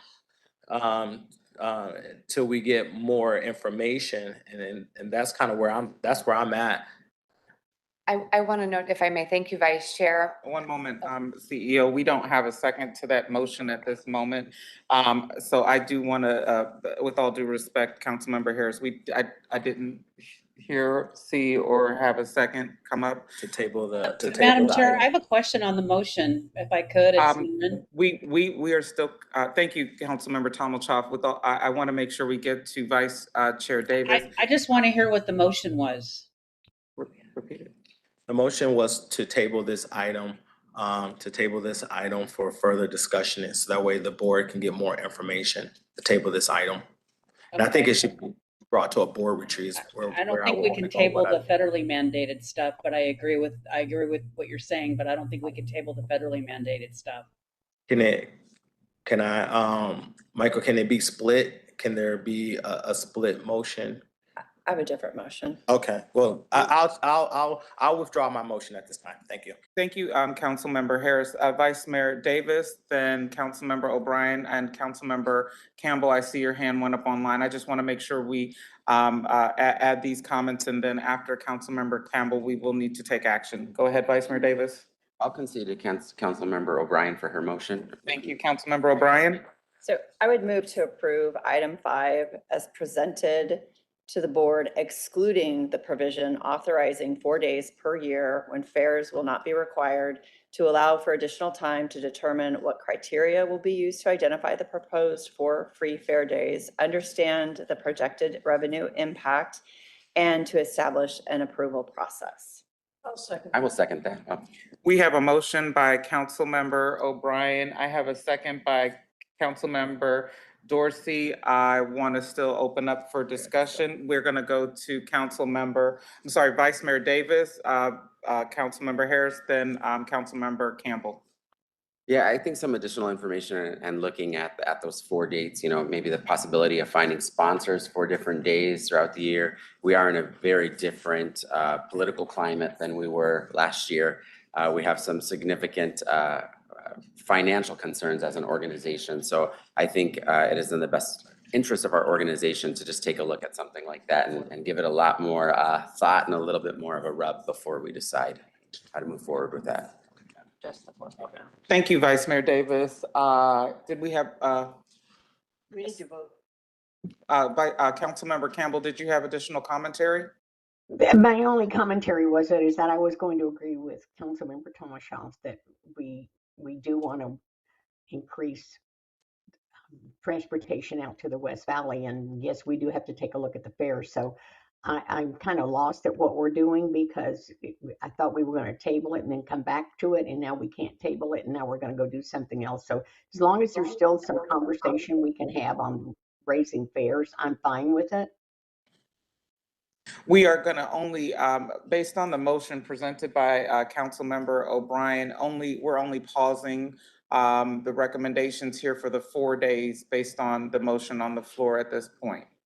So we will, in essence, be tabling the 4 free days, but otherwise, all of the additional work done on the fare policies changes presented by Mr. Riles will proceed if we vote yes on this motion. If you vote no on this motion, none of the fare policy changes will go forward, and it will still exclude the 4 free days. Okay, thank you. Did I explain that correctly, Michael? Yes, Chair, that's correct. Thank you. All those in favor, please say aye. Aye. Any opposition, nay? The motion carries. We are going to approve the fare policy changes and hold on the 4 free day proposal, and that we can bring up at our retreat. Mr. Worrell, please give us guidance. I think the determination of the board is clear, and we will proceed on the authorization that was given. Thank you very much. Thank you, Mr. Riles, for all of your hard work and team. And thank you, board, for your engagement and active participation in this process. This is very challenging, and we appreciate the city of Phoenix helping us with that alignment as we change some things federally and extend some rates because we have ridership increasing. Moving to item number 5, non-fleet maintenance, non-revenue fleet maintenance service contract amendment. We have Greg Thomas approaching the podium, and he'll do a presentation for us on this item. This is an item we have to take action on, so we want to make sure we maintain a quorum and give you the time you need. Thank you. Thank you, Madam Chair and members of the board. Today, I'm seeking authorization to increase the current contract authority for the non-revenue vehicle repair with All Fleet Services by $305,000, bringing the aggregate contract value for an amount not to exceed $1,515,000. The contract with All Fleet Services includes all aspects of vehicle repair, including scheduled services and maintenance, replacement of wear items such as brakes, tires, batteries, wiper blades, belts, air conditioning. It's important. The contract also includes heavy repairs for transmissions, engines, and suspension overhauls. And additionally, bodywork and accident repairs and windshield replacements are subcontracted through all fleet through this contract. The request for additional contract authority stems from several factors that have led to an overall effect on cost. Since the inception of the contract, the non-revenue fleet has increased by 28%, from 116 vehicles to 162. This increase was spurred almost entirely to support the Northwest Extension that opened in 2024, as well as the South Central Extension that opened in 2025. With this expansion, additional vehicle needs were required for facilities, maintenance of way, maintenance of equipment, rail operations for ACI, customer experience staff, and shuttle vehicles. Compounding the increasing costs are increases in uninsured accident repairs and overall increases in parts costs. As you know, everything's been getting more expensive. Our current contract allows for, we get 20% off of list price. List price has gone up. We still get our 20%, but everything's increasing. This amendment will ensure continued maintenance and repair services through the remainder of this contract that expires in October of 27, helping to keep and support our vehicles. The recommendation for this is on the screen before you, and I would be happy to answer any questions you may have. I'd like to open up for questions for our board. Go ahead, Councilmember Harris. Thank you. Thank you for the presentation. I just wanted to make sure that what was the process in which we what was the process in making sure that this is the company that we selected? Can you just kind of walk us back to make sure this is not an extension, this is an extension of a contract that we already have? share us the process. Sure. Thank you for that question, members of the board, Madam Chair. So this is a current existing contract that was, competitive procurement was done in 2022 that sourced parts and labor with the set fleet listing that we had at the time. We still use those bid upon amounts and dollar amounts and apply those to the repairs that we do today. Every year had an escalating cost in labor and parts and time and materials. So we're not extending the contract, we're adding to the value because the amount of money that we have spent is surpassing our original approved amount. We are working currently on a new RFP process to replace this contract. So we'll kind of start over in October with a new contract, and I'm sure that'll come before the board for approval.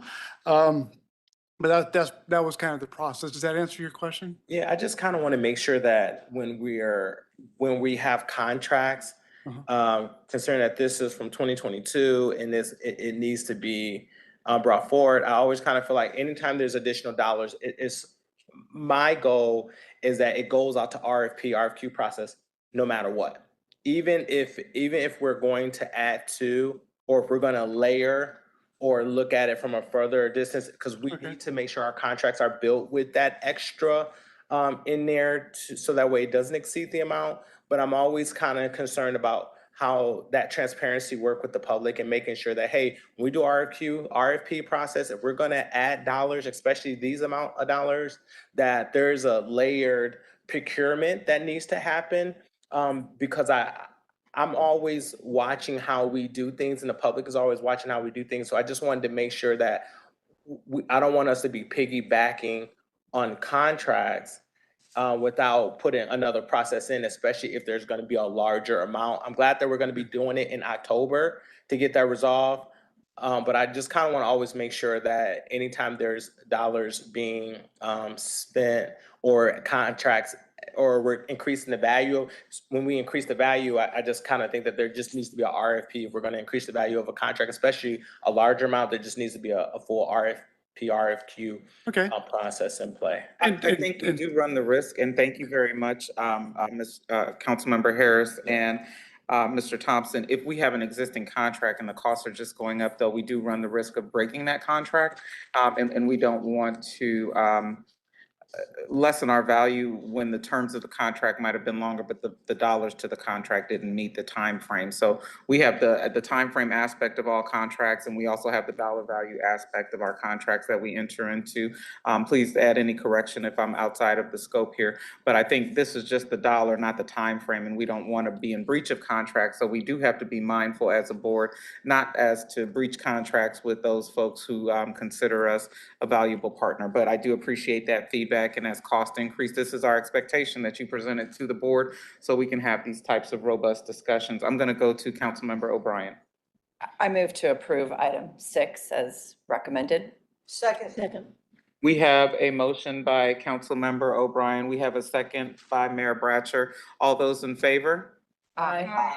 Aye. Motion carries. Thank you very much. Moving to item number 7, Marketing and Advertising Support Service Contract Award. We have Hillary Foose, who's going to provide us with a presentation for this item. This is also an item that requires action. Thank you so much, Ms. Foose. Thank you. Madam Chair, members of the board, always good to be with you, and thank you for allowing me the opportunity to walk us through the Marketing and Advertising Support Services contract. Why do we need it? An important question for these days is I know these dollars are very scrutinized, as they should be. This contract is really our media buying contract. That's the premise of what these firms do largely. So when we place media to whether it's on safety or ridership, bus network redesign is coming up. We want to geo-target those ad placements, and these firms do that for us as part of holistic campaigns to help us meet those important regional goals. I'll be talking a little bit more about media buying here in a moment. These campaigns share the benefits of public transit as well as highlighting commuting alternatives. And they also help us complement our internal capacity. We do have an internal team. They do about another 850 different projects a year for our internal clients and our member cities. So think about all the maps, the posters, the flyers, the signage, everything we do. Think of if you think about a service change, all those materials are produced and created in-house. So this team augments our internal and very talented team. Let me talk for a moment about media buying. For those that may not be familiar, it's a bit of a niche term. We do not do media buying in-house, and here's why. We use these firms because they have relationships with the media partners, and they have a series of other clients besides Valley Metro. So they get better rates than we ever would by taking this in-house.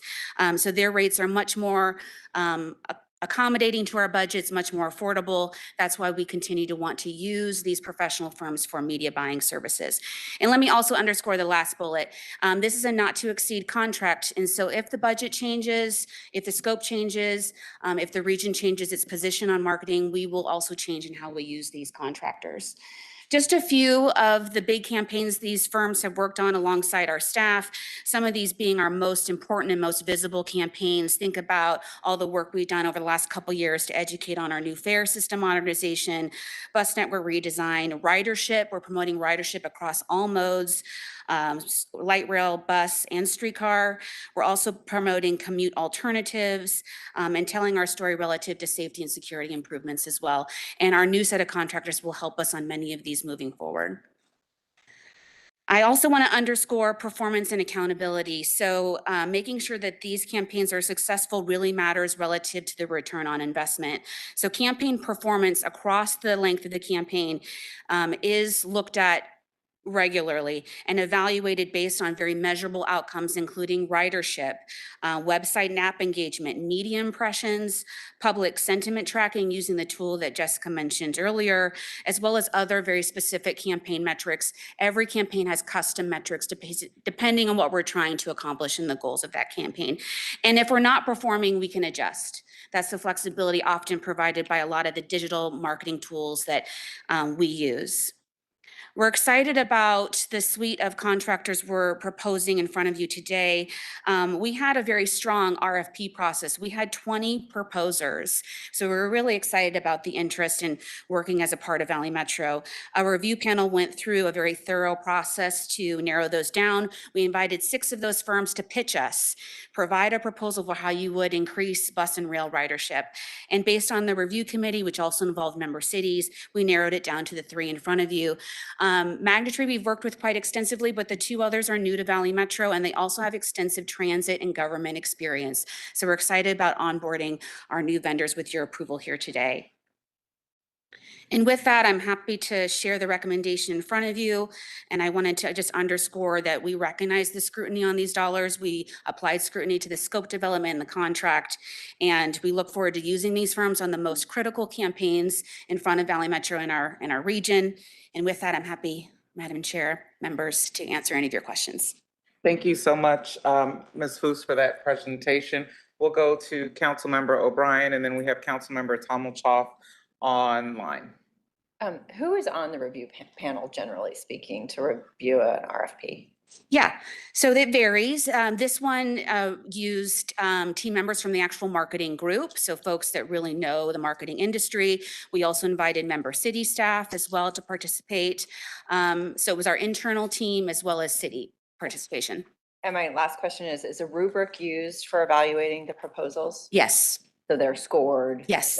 Great. And some of that detail is in the memo, but if you would like more, we can certainly provide. Yeah, there was a series of categories and also proposal categories as well. Wonderful. Thank you so much. Appreciate the presentation. Thank you very much. Councilmember Tommelchoff? Thank you, Madam Chair. My question is, I mean, I went through the basically the spreadsheet on the media buys, and then what's the heading up here? The results. And a couple of them have results based on ridership, but most of them have results on impressions, views, clicks, things like that. So do we have any data that shows the return on our investment? I mean, over 5 years, this is a $5 million investment. And so, I mean, obviously, you know, our hope is that this is translating to more riders, but how do we know that? Because there's only, I think only one of these actually showed that something translated to more riders. Yes, Madam Chair, Councilmember Tomlichov, members of the board. As I mentioned, each campaign has a specific set of goals. So I know you're referring to, or I believe you're referring to, the first one in that list in your board packet was bus ridership. The bus ridership campaign is very focused on building ridership. We are targeting specific routes. We're sharing the benefits of the system. And so we're able to track ridership based on those targeted routes versus untargeted routes and be able to show results in ridership. Safety, as an example, is not necessarily to grow ridership, it's to create safer behaviors by those motorists and pedestrians, fellow drivers on the roadway. So that's more of an awareness campaign. What is our reach? How are we connecting with our various targeted audiences? The safety campaign in particular targeted hotspot intersections where we've had maybe higher risk or higher volume collisions. So we're talking and creating awareness and hopefully safer, better practices as well, and as part of safety on our system. So every campaign is a bit different in terms of their goals, and where we can track ridership or ridership is the goal, we certainly track it. I'm sorry, we can't hear you, Councilmember Tomlichov, you're on mute. On the air conditioner's right outside my window here. So, so one of the safety campaigns was about, educating and informed drivers. The other one was educating and promoting and highlighting the significant investments in Valley Metro Security Program, which I would imagine the point of that is to increase ridership, to make people, feel safe when they ride on the system. So, I mean, I get that, some of the campaigns, but I mean, it is a lot of money to spend to, the goal is to increase ridership.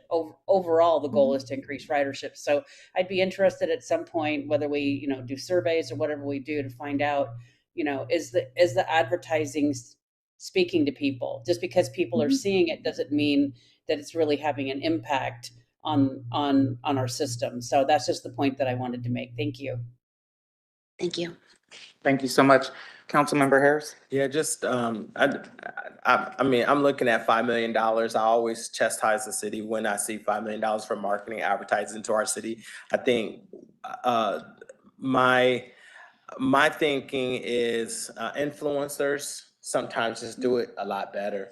And I know that City of Chandler have invested money into influencers in terms of getting messaging out and looking for key influencers who actually has the attractability in that particular market to amplify the messaging. And I know that when we were first exploring TikTok, we used influencers to help Chandler's message get out there further. That's how we get a lot of our messages out there, because we use influencers to help market our city at another level. I just I'm looking at that number and said, man, if we were able to get an influencer to do it better, what ways could we explore that?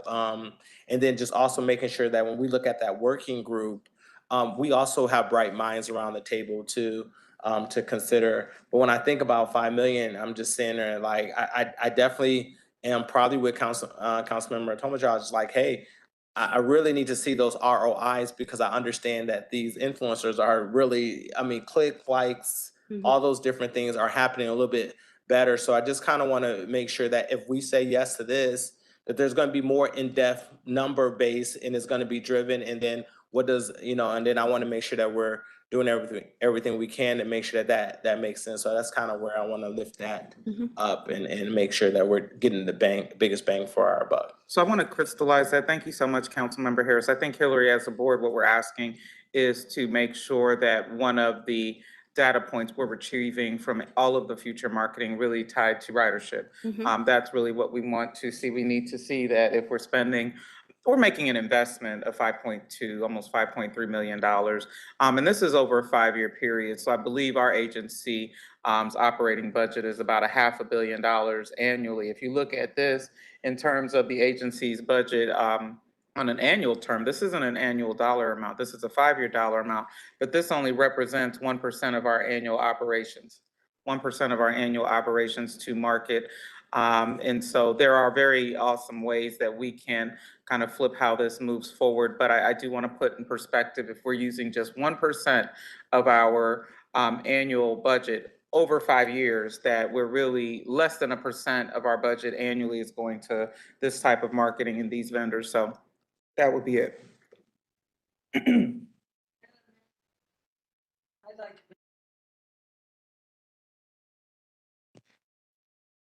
We have a motion on the floor. We have a second. We have a motion from Councilmember Dorsey, a second from Councilmember St. George. All those in favor, aye. Aye. Aye. Opposition, nay. Hearing no opposition, this motion carries. Thank you, Ms. Foos. Getting a little choked up. I'm going to pause for a sip of water.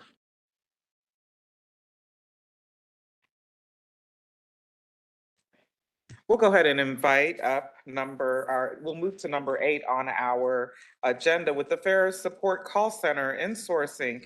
Angie DeVore is going to present that information for us. Go ahead. Thank you. If I may, Madam Chair, before Elizabeth McLean, our Manager of Customer Service, presents just a matter of backdrop for Fair Support Insourcing Call Center. And then on the Valley Metro Rail agenda, we have station painting. These are 2 items that were reviewed before the board ad hoc business strategy and procurement committees and advanced to the board. So that's a background of how this has moved through our internal process. Elizabeth, please. Thank you. Good afternoon, Madam Chair and members of the board. Today I will present proposed phase transition to the Fair Support Call Center and card fulfillment operation from the current outsourced model to internally managed model. The current model extends beyond a traditional call center. Fair Support provides assistance through phone, email, web portal, and mobile application. Core services include reduced fare eligibility processing, fare media fulfillment, and customer account support. Each month, the team manages approximately 4,000 calls, 1,000 open cases, 300 copper cards, and 2,000 to 3,000 institutional cards. What we are proposing to bring these activities in-house, managed by Valley Metro by reallocating existing resources. This approach will use our current operational expertise, facilities, and customer service budget structure. Operation will be distributed across 3 existing facilities: Cityscape Hub, Operation and Maintenance Center, and Valley Metro Call Center. What we're proposing for implementation timeline and cost. If approved today, we will start with planning and organizational alignment, and we will follow up with system transition, knowledge transfer and training, and we propose go live for Q4 of 2027. Transition cost is one-time implementation cost, which is $50,000 for facility setup, workstation equipment, secure storage installation, and media movement. This estimate might change depending on the future of the self-service of the IVR currently operating through Amazon Connect and managed by VIX Technology.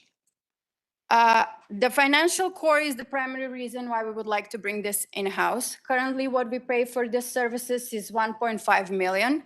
And if we bring this in-house, it will be $425K. That reduces annual cost by $1.1 million. And that is preliminary utilizing existing budgeted positions, rent and facility, telephony, and IT and equipment. The return on investment is expected to recover the initial investment with the first year. And first year cost avoidance is $1.1 million and assumes of 3% of escalation. By year 5, it could come up $1.26 million. We did weighted analysis, insourcing versus outsourcing in a couple of criteria: cost, quality, control, risk, and flexibility. Insourcing surpasses outsourcing in terms of cost, control, quality, and flexibility. The only item what was better in the outsourcing is the risk, but for that we are suggesting a phased implementation, and that will help reduce the risk while providing great long-term control, service quality, and cost efficiency. Staff recommendation is on the screen for board consideration. Elizabeth, thank you so much for such a comprehensive presentation and the data to support why insourcing matters. I just want to acknowledge the agency for finding a way to cut $1.1 million. I think that we have consistently come to you and let you know how important it is for us to do more with less. And this is one of the best outcomes that I've had the opportunity to see. I'm going to jump online. Councilmember Tommelchoff has her hand up, and then we'll acknowledge Vice Mayor Earl Greenleaf. Thank you, Madam Chair. I just wanted to thank the Ad hoc Business and Procurement Subcommittee and Valley Metro staff. We have been working for months now on trying to find ways to cut costs by insourcing. So this was a joint effort. And I thank the subcommittee for spending the extra time and Metro staff for spending the extra time. And hopefully we'll have some more exciting news for you coming up here in the future. Thank you. Thank you so much, Councilmember Tommelchoff, for your service there as well. Vice Mayor Greenberg? It takes a village, and thank you, and you just paid for our marketing and advertising. For this year. And the next 5. Any other If I may, Madam Chair, I should have mentioned this in the introduction. Where does the savings go to? Where is that money coming from today? This is part of our regional services support. So this is supported by the Valley Metro Rail and our PTA operating budget. So this alleviates some of that pressure on our member communities. So this puts money back into, to translate this into 479 terms, this puts more money back into that formula bucket. Thank you, Councilmember O'Brien.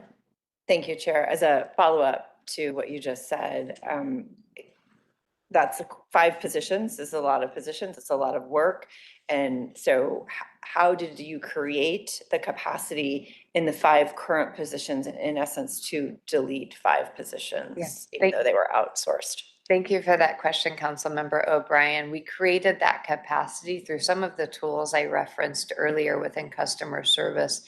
We are steadily reducing our call volume that are handled by our professional agents with other tools and technology. This has been happening for a series of years, and we have been taking those vacancies and reallocating them across other places in the organization, mostly in the transportation maintenance spaces to deliver our core business. But we feel like we've got a strong and solid team and a stable staffing level. And so now we're able to absorb more within the customer service team. And I think Elizabetta, I'm grateful for her leadership, as well as Dane Riles, who's over the Fair System program now. This was a new function for us, so this hasn't existed for a long time. The VIX Call Center just came to us through a City of Phoenix contract that is the result of the fare collection modernization. So it's not been with us very long. As soon as we got it, we thought once we get past implementation, and we're there now, there's a better mousetrap for this. Thank you, Chair. Thank you very much. Any additional questions?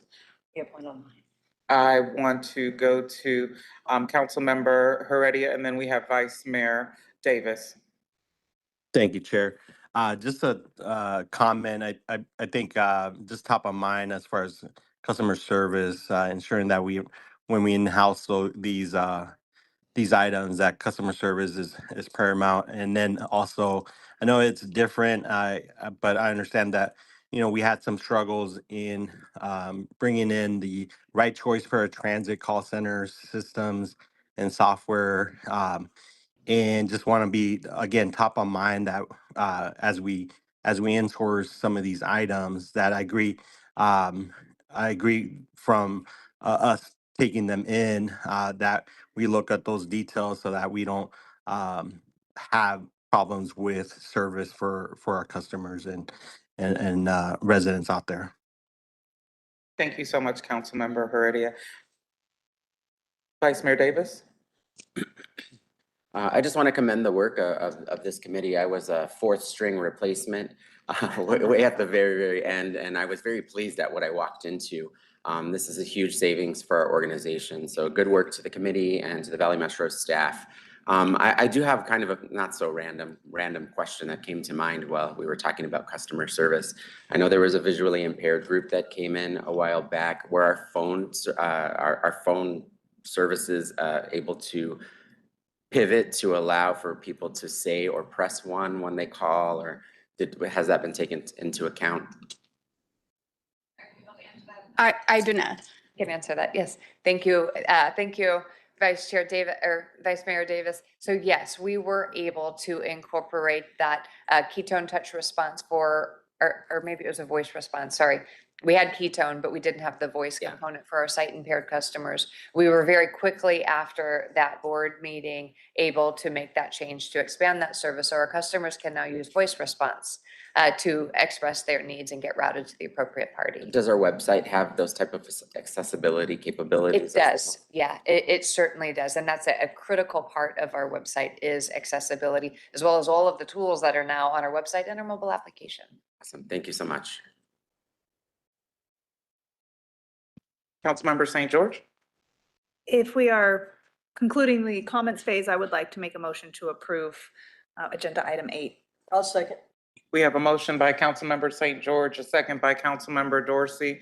Councilmember Heredia, I see your hand is raised. Is that from before, or did you have an additional discussion points? No, it was from before. Sorry. Thank you so much. All those in favor? Aye. Aye. Opposition, nay. The motion carries. Thank you very much. Moving to item number 9, strategic plan quarterly update.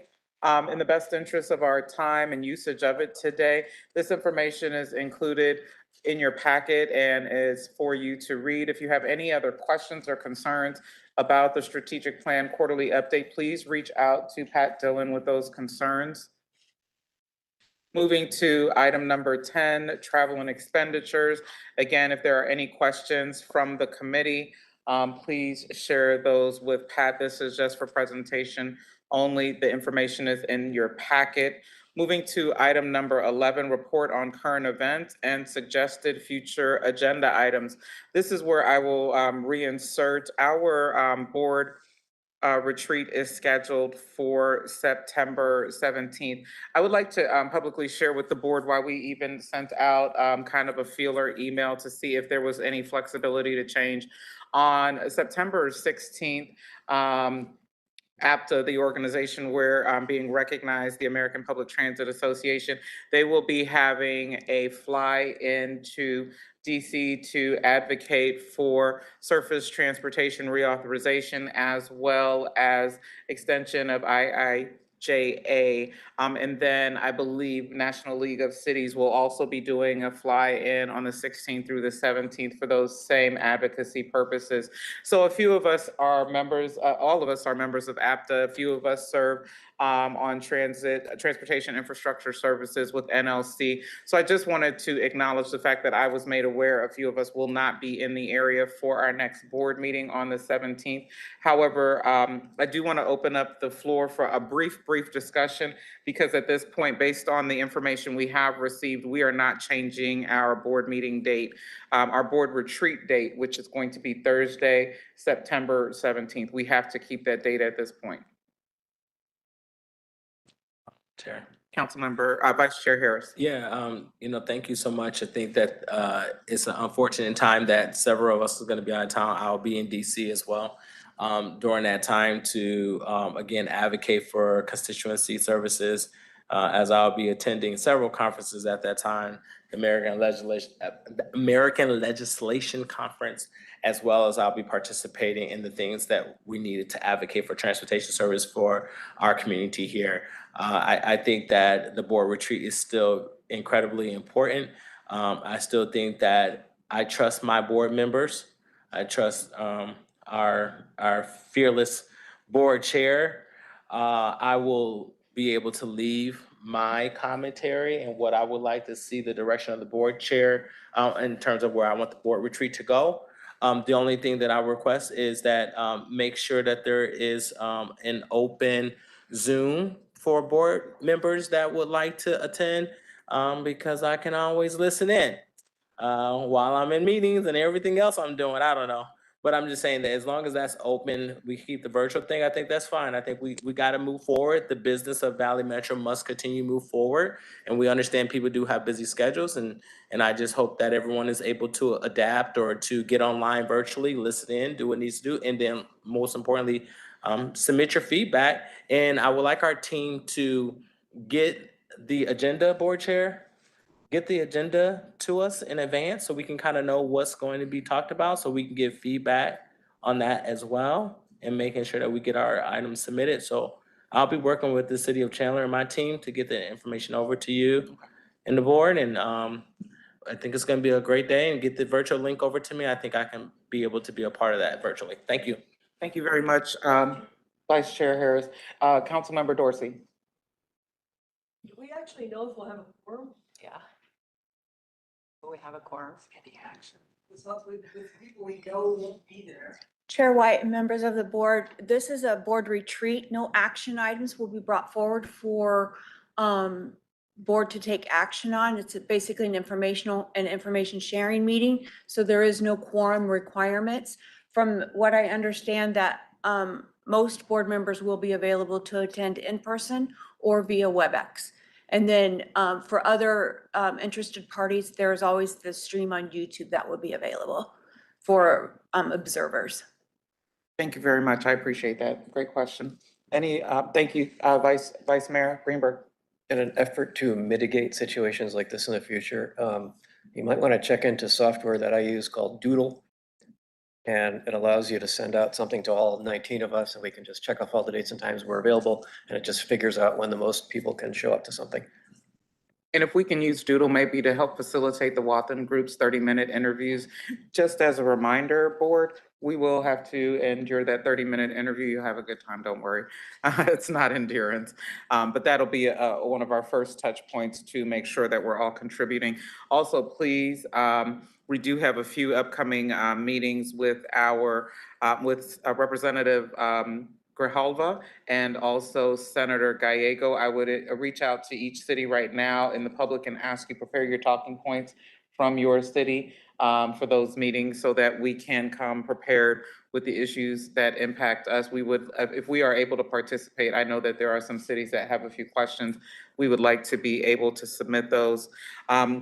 I want to go back to, as it relates to future agenda items, we're still here on number 11. You talked about CEO Mefford Miller, the safety and reduction of collisions. I don't know if this agency has engaged in a partnership, but during our Arizona Transportation Association meetings, I got the opportunity to make acquaintance with Operation Lifesaver. This is a rail safety education nonprofit, and what they're really trying to do is drive down train crossings. Their motto is "Together we can save lives at railroad crossings and on train tracks." And I believe that our tracks are just important as the major commuter commercial tracks. So I think that it might behoove for us to do more community education, to educate our residents, our pedestrians, those involved in active transit, or those who are using the roadways with their vehicles, so that we all can start working. And that might be a partnership where we can help do community education. So I wanted to share, their website is oli.org, and the organization is Operation Lifesaver Rail Safety Education. Any additional reports on current events and suggested future agenda items? Vice Mayor Davis. Madam Chair, I'd like to request 2 future agenda items for the board's consideration. First, I'd like us to review the timing and coordination of funding allocations, service data, and planning assumptions provided to member agencies as we develop our annual municipal budgets. Our transit, actually many board members and my transit staff have raised concerns about having to make service and budget decisions before some of those figures are available. So I'd like to better understand how Valley Metro and MAG will coordinate that information, what the current timeline is, and whether preliminary estimates or a more standardized annual schedule could be provided to member communities earlier in the budget process.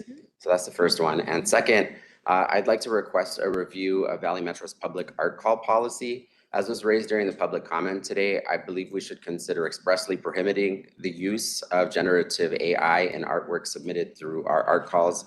If we are investing public dollars in public art, those dollars should support human artists and original creative work. I'd also like staff to explore a policy requiring that artists submitting for Valley Metro public art opportunities be Arizona-based. We have an incredible creative community here in our state, and I believe these public investments should be prioritized supporting Arizona artists whenever possible. For both items, I'd ask that staff bring back current practices, any legal or procurement considerations, and policy options for the board to consider. Thank you.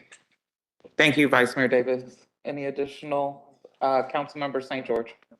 No additional future items. I just wanted to extend a thank you to Valley Metro staff and to my fellow board members for the warm welcome here today. I look forward to building this regional partnership and strengthening transit all across Maricopa County. So thank you.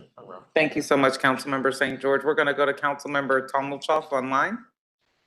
Thank you, and I'm sorry but I just couldn't be there today, so I'm sorry to be online and asking so many questions. But I do have 2 items for future consideration. The first one is Valley Metro Reserve Fund Policy. Do we have a board-approved policy requiring sufficient reserves to be in place for ongoing operations? What is our reserve policy? I'm not sure that I'm familiar with that. And then the second one is Prop 400 closeout and transition to Prop 479 and coordination with MAG for future funding. What's that process going to look like? That's it for me. Thank you. Thank you, Councilmember Tom Mulchoff. And CEO Mefford Millard, I'd love for that to be something they can address when they're here with us in October. If we can kind of align that with the presentation we received, that would be very helpful. Any additional future agenda items, current events? Hearing and seeing none. We'll move to item 12. The next regularly scheduled meeting of the Joint Board of Directors is Thursday, October 22nd at 11:15 a.m. This meeting is adjourned. We're going to move to our next agenda. We have a total of 3 meetings we have to complete. So we're going to go right into, actually, you know what? Let's take a 1-minute pause, everybody. We're going to pause, take a personal break, and we will return at 1:25. Thank you.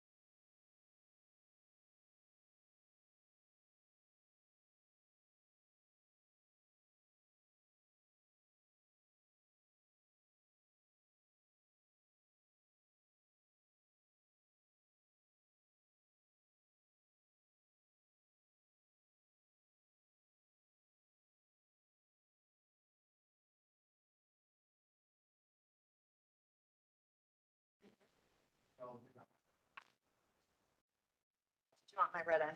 We do have a few action items, so we would invite everyone to come back to their seats so we can move through our Valley Metro RPTA agenda.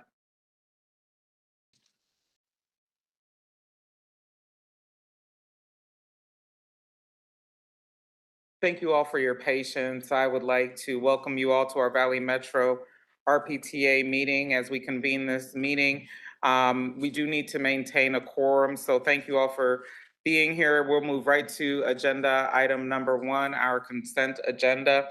We have items A through C on our consent agenda.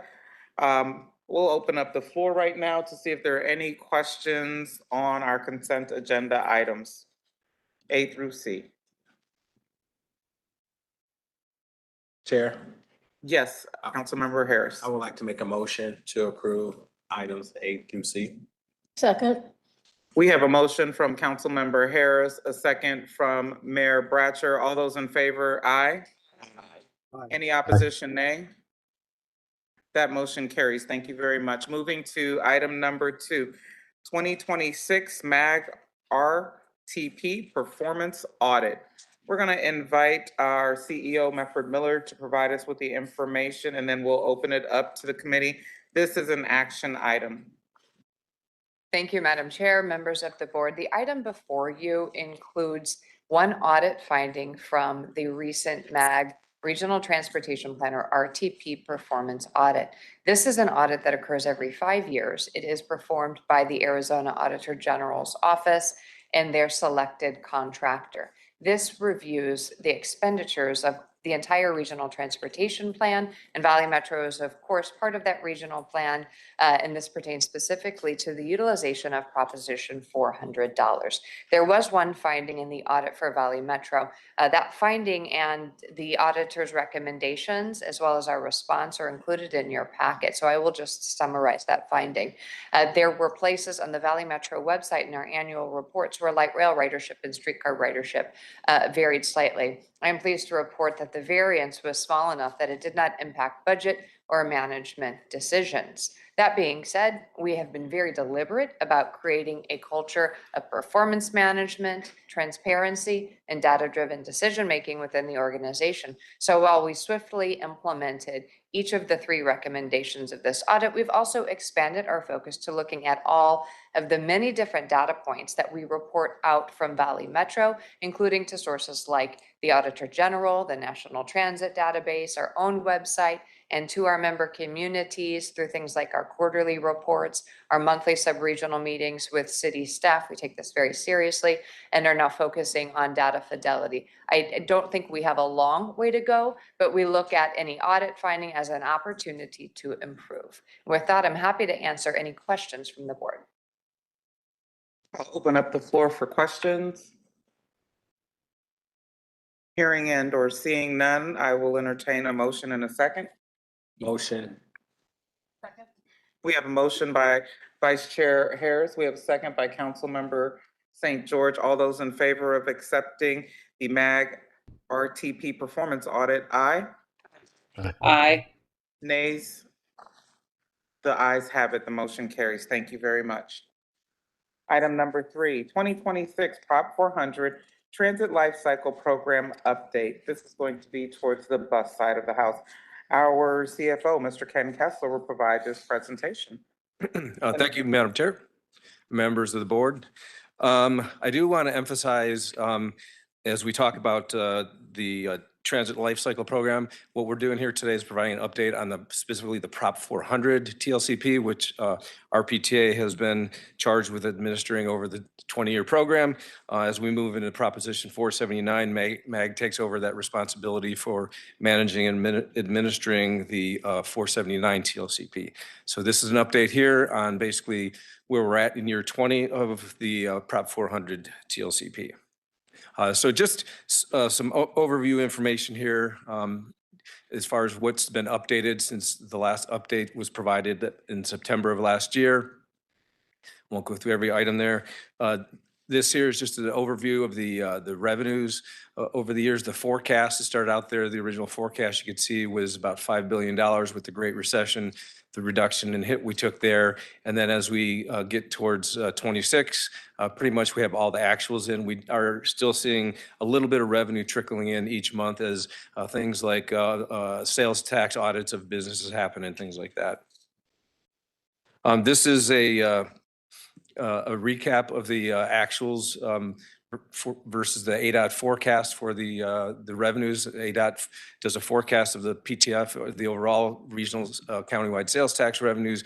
We use that as our official number for our budget, and you can see the change from year to year was just about 0.3% there. I do want to mention that we have had discussions on closing out Prop 400 with the member cities starting back early in this year.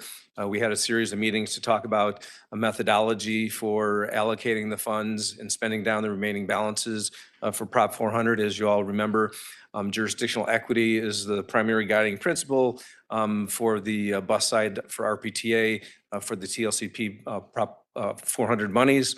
And so we worked with the member cities, had unanimous consensus on the approach for spending down the remaining JE balances. And this here is just a summary of the overall 20-year program cost for regional support services that are funded with PTF. So that's just a picture of the 20-year program for those regional categories that are basically funded with Prop 400 PTF monies that are outside of the funds that are allocated based on jurisdictional equity. Here's just looking at the changes since the 25 TLCP. Looking at, as I mentioned, the forecast for ADOT we got in the fall of last year, incorporated into this year's update. We did work through updating actuals and some new items that are still there. We do have balances that will probably be in place and spent down between now and the end of fiscal year 2030. So that's the plan as we work through with the member cities on the methodology for spending down Prop 400 balances. So just some items that changed since the last update back in September of last year. And here's a look at the programming by subregion. You can see there that the East Valley subregion has a very large JE balance to spend down, and we're working closely with the cities to have plans to program that and spend that down between now and 2030. And of course, the Central being primarily just Phoenix, just a small balance there, and then the West Valley has a balance as well. And then looking at those subregions real quickly, again, the whole 181 for the Central is City of Phoenix. Looking at the East Valley, a handful of cities that have balances to spend down here. This reflects their balances as they are updated at this point. And then a look at the West Valley cities, just a few cities there that have balances to spend down between now and the end of 2030. And then just looking at the a comparison of net revenues and expenditures, looking at last year's update compared to this year, just a minor about a $500,000 change in the overall net revenues over expenditures. And then just some things to keep in mind as we move forward towards closing out Prop 400. As mentioned earlier by Councilmember Tomilchev about the reserve fund policy. Yes, we do have a policy. We need to take a look at that going forward into 479 with some of the new rules and statutory requirements. Some of those policies need to be either changed, amended, or a case or two maybe even eliminated. And then, as I mentioned, we're working on the Prop 400 closeout. We've coordinated very closely with the cities on the plan for spending down the balances. Also looking to work with MAG on the how we're going to fund the future reserve fund to make sure that there's adequate funding there to maintain a reserve at Valley Metro. That concludes my presentation. There's the recommendation for approval of the Prop 400 TLCP update, and I'm happy to take any questions. Mr. Kessler, thank you so much for such a comprehensive reporting on the closeout process. I do want to open the floor for any questions, comments, or concerns. Vice Chair Harris? Yeah, just the $7 million set aside. Can you, Scott, it says Scott had a $7 million set aside. Can you talk a little bit more about that? Sure. So within the policies of under the RPTA for the TLCP, it does require subregions to be balanced, having a positive balance up to a 2.5% under allocation, meaning a balance of 2.5% of the total 20-year program allocated for that subregion. Scottsdale had an excess amount of funds unspent going back several years. So they agreed to program, not for anything specific, but program it so that would get them as a city within the policy limits to make sure that they weren't over by the 2.5%. Basically, at this point, it's not identified specifically what that'll be programmed for, but we've been having conversations with Scottsdale staff to look at how that could be spent down between now and the timeframe we're looking at, which is the end of 2030. Okay, so I just kind of want to be a little bit more. So the dollars that's being set aside for Scottsdale, they supposed to be using those dollars to support their city's transportation system. Correct. And we have those dollars sitting in our coffers to work with them to use for their city transportation. Yes, Madam Chair, members of the board, yeah, that's correct. And so in Scottsdale haven't did what? Spent the money, correct? It's not yet spent. We've been working with them to program that over the next 4 years or so through 2030. Okay, and do we know what that program is gonna look like yet? Not yet. Not yet. Scottsdale has not yet specified exactly their transit plans for that money. Okay, and then just another weird question. If they don't choose to do anything with it because Scottsdale has kind of got a lot of things going on in Scottsdale. But if they choose not to do anything with it, what does that look like for Valley Metro and other cities? So, Madam Chair, members of the board, Mr. Kessler, I think we would be at a disadvantage answering on behalf of Scottsdale without Councilmember Mary Ann here. But I think you could tell us the process if any of our member agencies did not use the funding. I just would hate to target Scottsdale since they're not represented at this moment in the room. Thank you. Okay, good point, Madam Chair. And yes, just speaking generically, any city that has a JE balance and they're unable to utilize it, what would happen is it would go back to the subregion for discussion on how the other jurisdictions within that subregion could do that. So in the case here of Scottsdale, for example, then the East Valley subregion would have conversations with Scottsdale, said, okay, we've turned over everything, we've found everything we can use the money for, we still have balances left over. Then the East Valley subregion would have the opportunity to discuss how within the East Valley subregion, how that would be used. So, Chandler, Tempe, Mesa, whatever, if there's an opportunity there, they could, and it would have to be a sub-regional agreement on how that final decision would come out. That's kind of how we've run it over the years to balance by sub-region. The sub-region has had discussions on how any available JE balances were used over the years. It's just now we're nearing the closeout of this, right? I mean, the Prop 400 tax technically has sunsetted. So over the ensuing 4 years through 2030, we'll be working closely to work with that. If Scottsdale, in this case, doesn't have a use for that money, we'll certainly have those conversations with these Valley jurisdictions. And there's a good note here that there's no run to the finish line. The money can be spent whenever we find the occasion to use it throughout the region. I think the challenge is when we're just not receiving any more of that those tax funding. So we're no longer receiving money, but the money that we have can be used in the future. Yeah, there's no, by statutory requirements or anything, there's no deadline. We just eyeballed fiscal year 2030 as a reasonable 5 years after the expiration of the Prop 400 tax as a timeframe to shoot for, so that we don't have to carry this out for too long into the future. We'd like to get Prop 400 closed and then focus on just 479 going forward.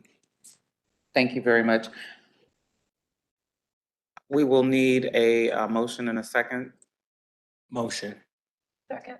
We have a motion by Vice Chair Harris. We have a second by Councilmember O'Brien. All those in favor, aye. Aye. Opposition, nay. The motion carries. Thank you very much, Mr. Kessler. Moving to item number 4, report on current events and suggested future agenda items. We just want to invite Vice Mayor Davis to share with us these neat Tullison cars that all of us in the room got and tell us a little bit about that. I'd hate for him not to share what's going on in Tullison. So these are little cars that represent our amazing Tolleson micro transit system. So I hope you guys like them. They are in Tolleson colors, yellow and green. So there you go. I hope you enjoy them. Play with them at your discretion. And hopefully your work. you'll leave a couple for those folks who are with us online. And those members who are not, the board members who are not with us, when you come back in, you will get this awesome cup that lets you know we are Valley Metro Outstanding Transit System of the Year. So we have these wonderful items right here at our seats for us. Any additional future agenda items, current events we want to report on and share? Hearing none, our next regularly scheduled. Okay. Let me breathe. I'll give that uncomfortable pause. Hearing none, we will be having our board retreat on Thursday, September 17th. Please stay tuned for the actual time. We will continue our retreat. It will be right here. And then our next regularly scheduled board meeting is Thursday, October 22nd at 11:15 a.m. We will move and adjourn this meeting by consensus. Thank you all. And we'll turn it over to Council Member Heredia, Chair, Valley Metro Rail. Thank you, Councilmember White. We'll get started in maybe 2 minutes, Pat, Yes, Jessica? we can begin, sir.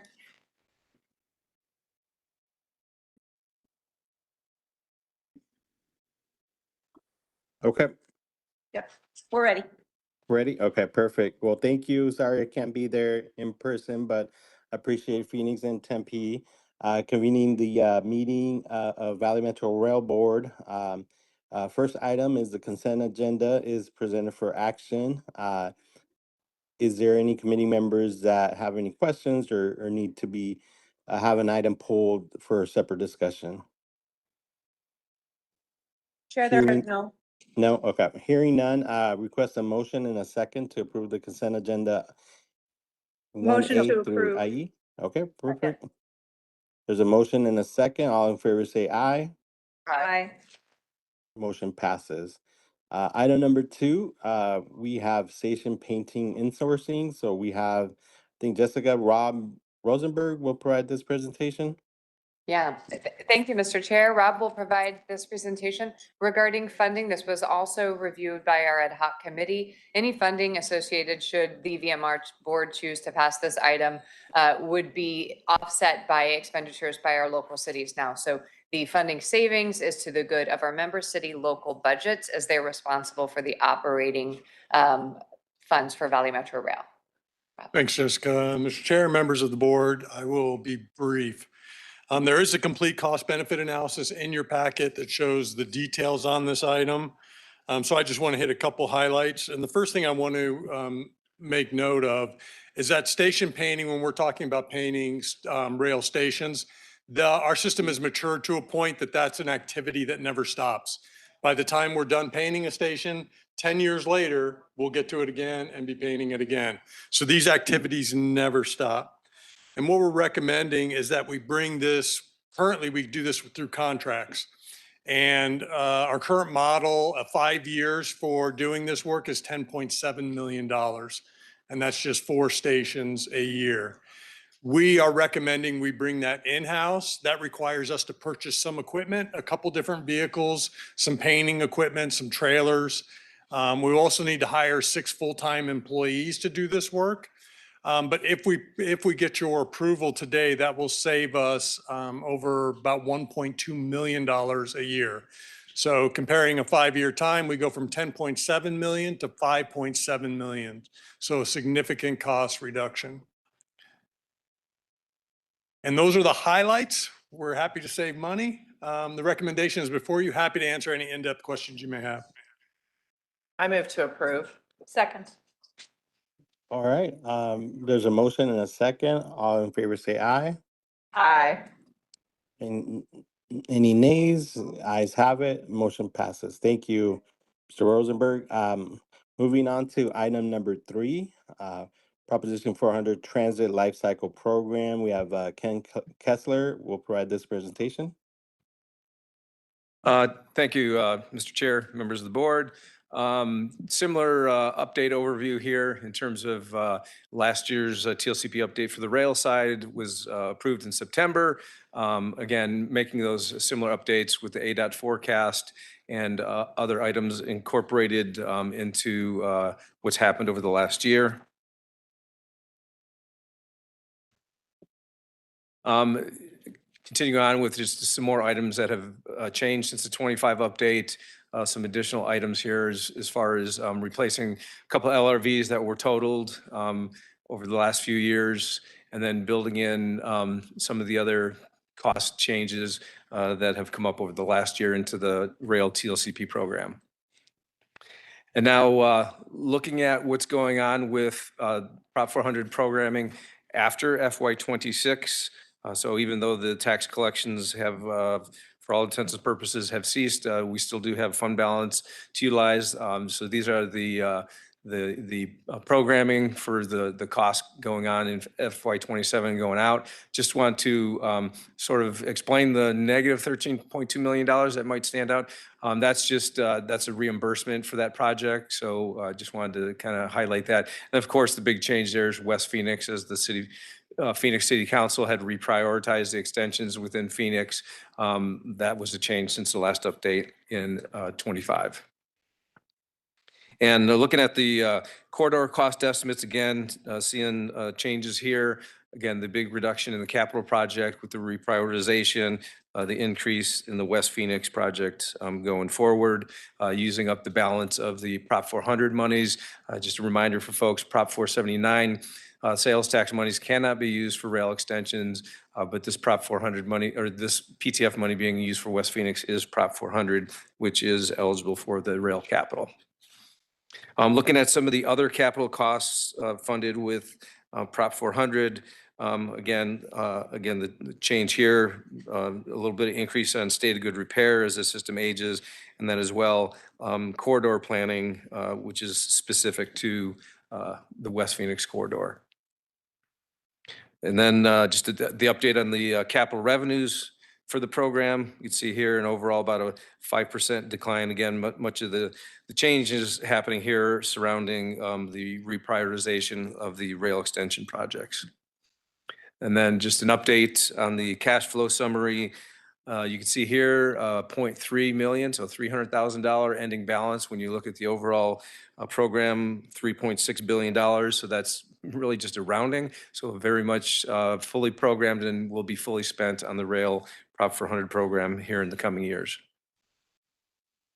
And similarly, just a few issues for consideration on the rail TLCP. There are, as I mentioned, it's fully programmed. There's some ongoing capital project costs that will continue in the coming years. And the exact amount that will be available for West Phoenix in terms of Prop 400 PTF is still being finalized. So those are the updates to the rail TLCP, and there's the recommendation before you. Happy to answer any questions. Any questions from the committee members? Approve. All right, hearing none. I move to approve the item. Yep. Second. There's a motion and a second. All in favor say aye. Aye. Any nays? Ayes have it. Motion passes. Thank you, Mr. Kessler. Moving on to item number 4, fiscal year 2027 election of Valley Metro Rail Board officers and subcommittee positions. Slate for 27 board officers and subcommittee members is on the screen. Request a motion and a second to approve these officers. A motion to approve? Second. All right, there's a motion and a second. All in favor say aye. Aye. Any nays? Motion passes. Thank you. Item number 5, report on current events and suggested future agenda items. Any members have any reports? No. All right, hearing none. Next meeting is Thursday, October 22nd. Thank you, everybody. Thank you. Thank you, Mr. Chair.